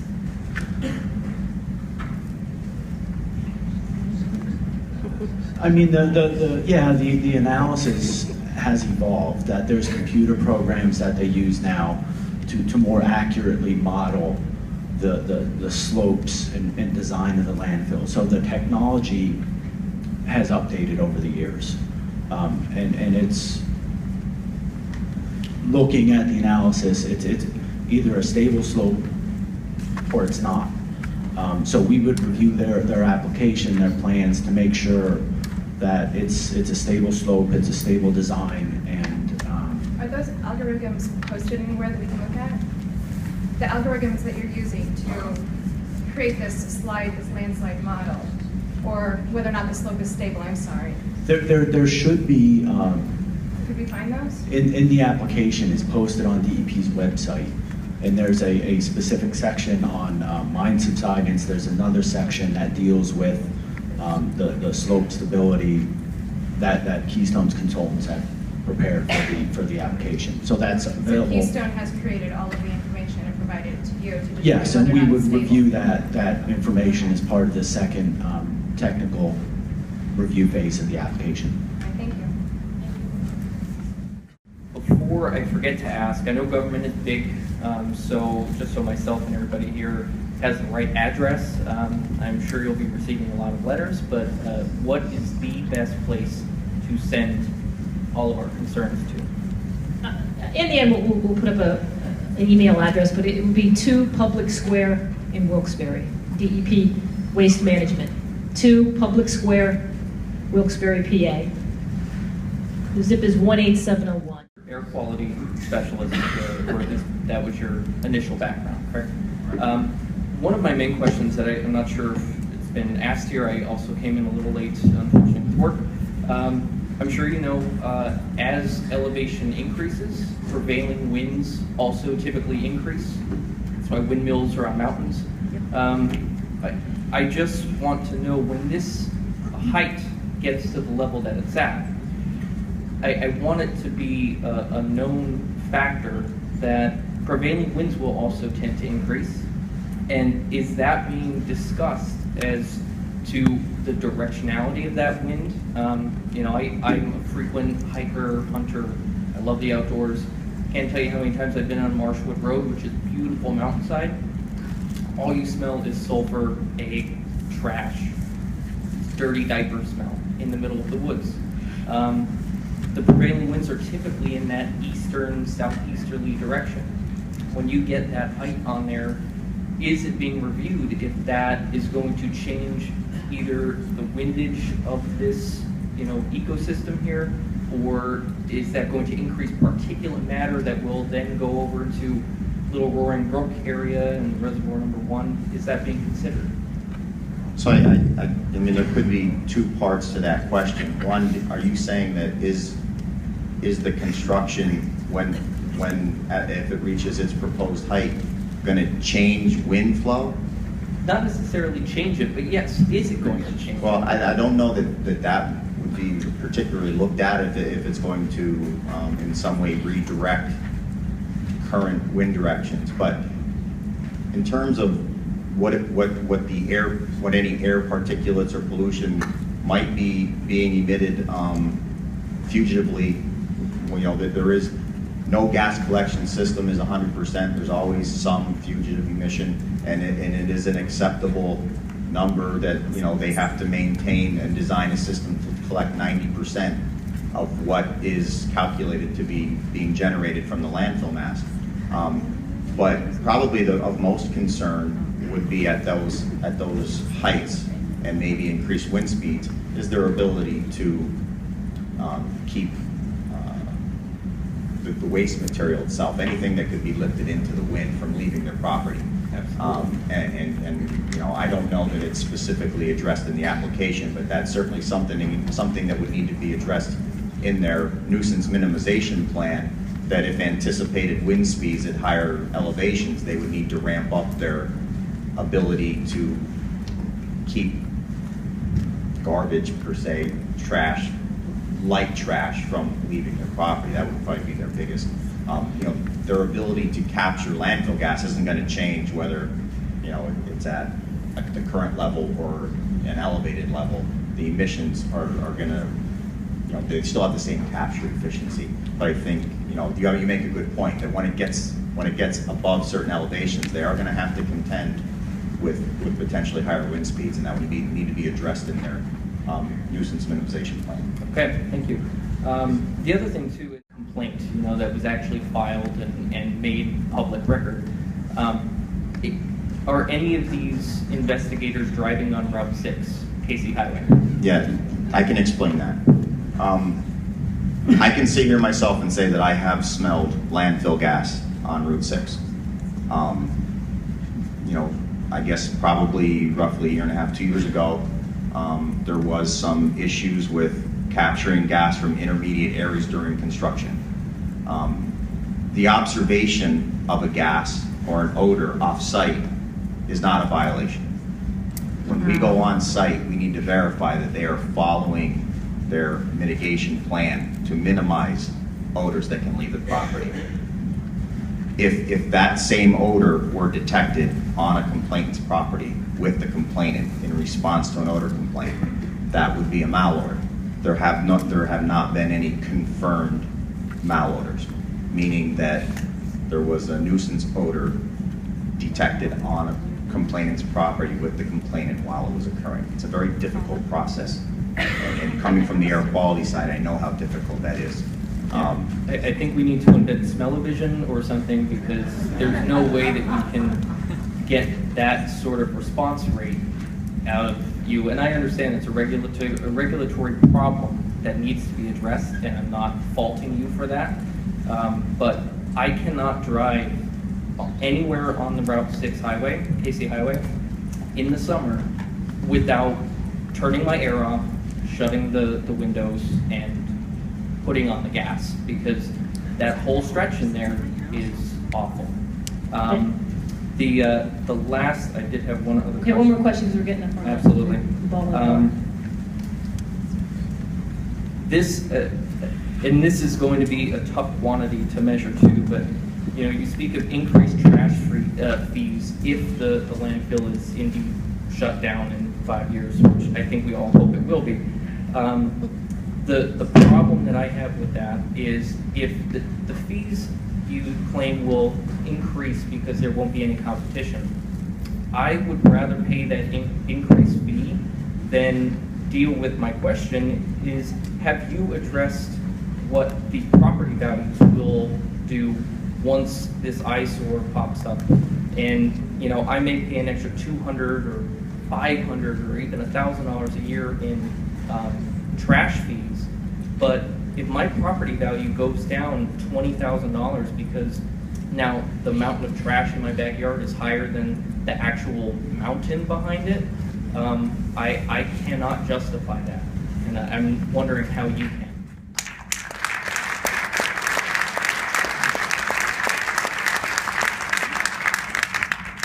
At this point in time, all I can tell you is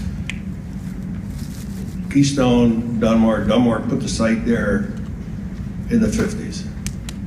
Keystone took over from Dunmore on 78, 77, 78. Look around. Swinnock had one street in the 60s. Today, it's loaded with homes. Turnaround time in the properties in Swinnock's 30 to 60 days. And this is the information I have. Well, we will present it to you so you understand. It's just school site estates. Brand new, full, absolutely full. Nathan Hills too, built out. They're all built out. All very substantial homes.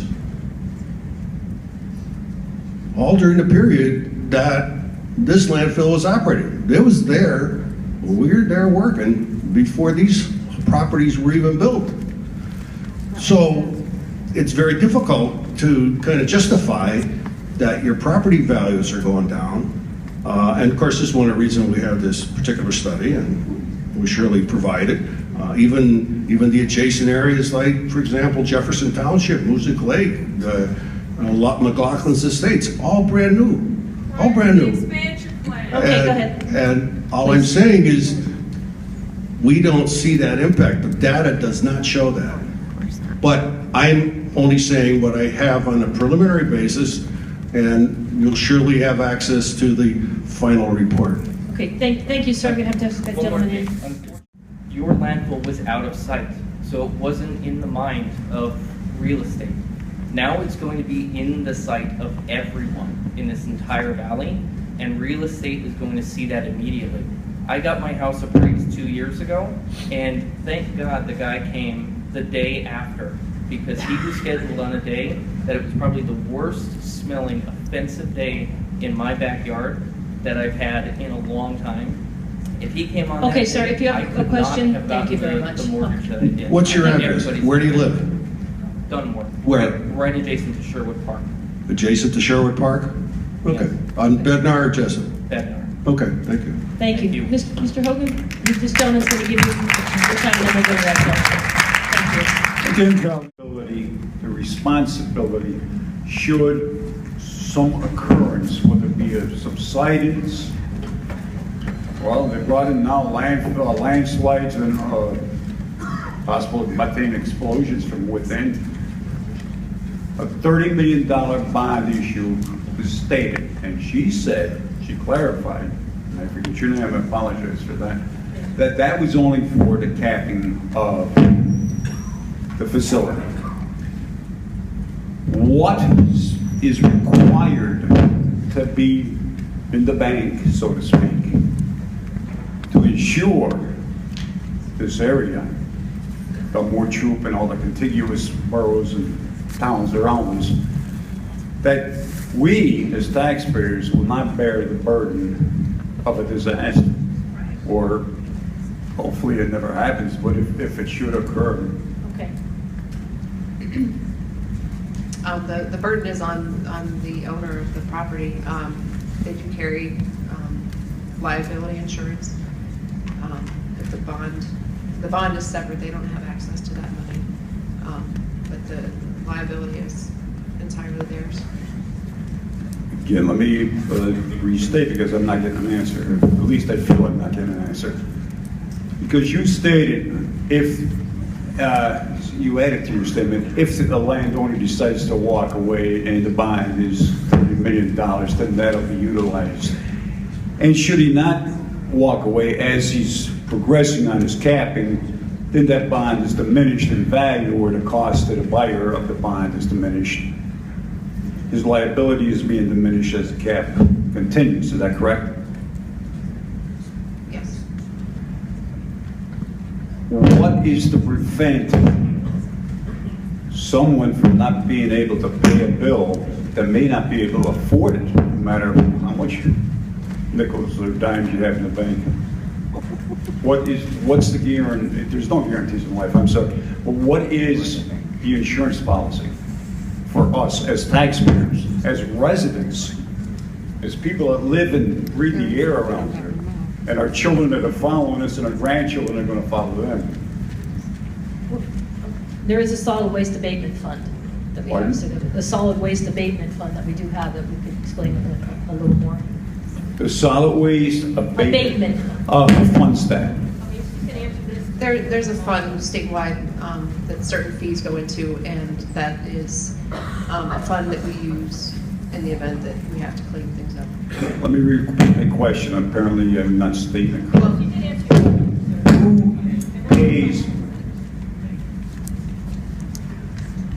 Who pays for it? There are landfill fees that go into that fund. Just the landfill Fines fees and penalties. only? Fines and penalties go into that fund. There's nothing coming out of the state general fund or county funds or anything else, correct? Local municipalities, you mean, the counties, maybe? Anybody other than the industry itself? No, that's. So the entire fund itself, The fund is funded by landfill fees and fines and penalties. and that's a separate account within the state, Yes. and they have the responsibility to cover any incidents, right? How much is in there? I have no idea. Okay, not to beat a dead horse, but you also said there were no violations, and then there were violations, or citations, I'm sorry. How many citations are required, or what's, it used to be you get 10 points, you go to school for driving, or you lose your license. How many points or how many citations can be approved prior to revoke, having a permit pulled? Right, a compliance history is determined either whether to pull a permit or to possibly approve an application. Obviously, there are different weights given to certain violations. If there's an occasional paperwork violation that gets put into e-fax, it's a violation. But does it warrant the same weight as a violation of something that could endanger the public health? It could be one violation. If they violated something so bad that it endangered the public health, there's no set number. It depends on the gravity of the violation. And that would determine whether or not we would have the authority to pull a permit or not issue. With that being said, who is the governing board? I believe it would be more than one person to say, yes, this is extreme. Who has that responsibility? The department. The department. Who ultimately has that responsibility then? Ultimately? Yes. Who? The guy that signs the statement. Is the governor, or is it the senator, or is it? It's a process that we go through at the regional level. Okay. And ultimately, I'm the person that signs the permit. Okay, sir, thank you. I'm going to ask you to get An organization called Energy Justice Network. We work on solutions. Had any unscheduled or unannounced visits or inspections of the landfill? Yes, and let me elaborate. I don't want to stop at just yes. Thank you. Part of the inspection process, the majority of inspections that are conducted at regulated facilities are unannounced. Typically, our engineer who goes out there monthly will announce his visit so that he can make sure that the appropriate people are there to discuss the construction that's currently going on. But our solid waste specialists that also inspect landfills monthly do unannounced visits. So yes. Thank you very much. More issues. Yeah, and I'm going to address discussed, that. And it's more than just the harm-benefit ratio, okay? We've had many questions posed to your panelists as well as the landfill's representatives that were like, I don't know that answer. We're only getting one opportunity. We have no time left for comments.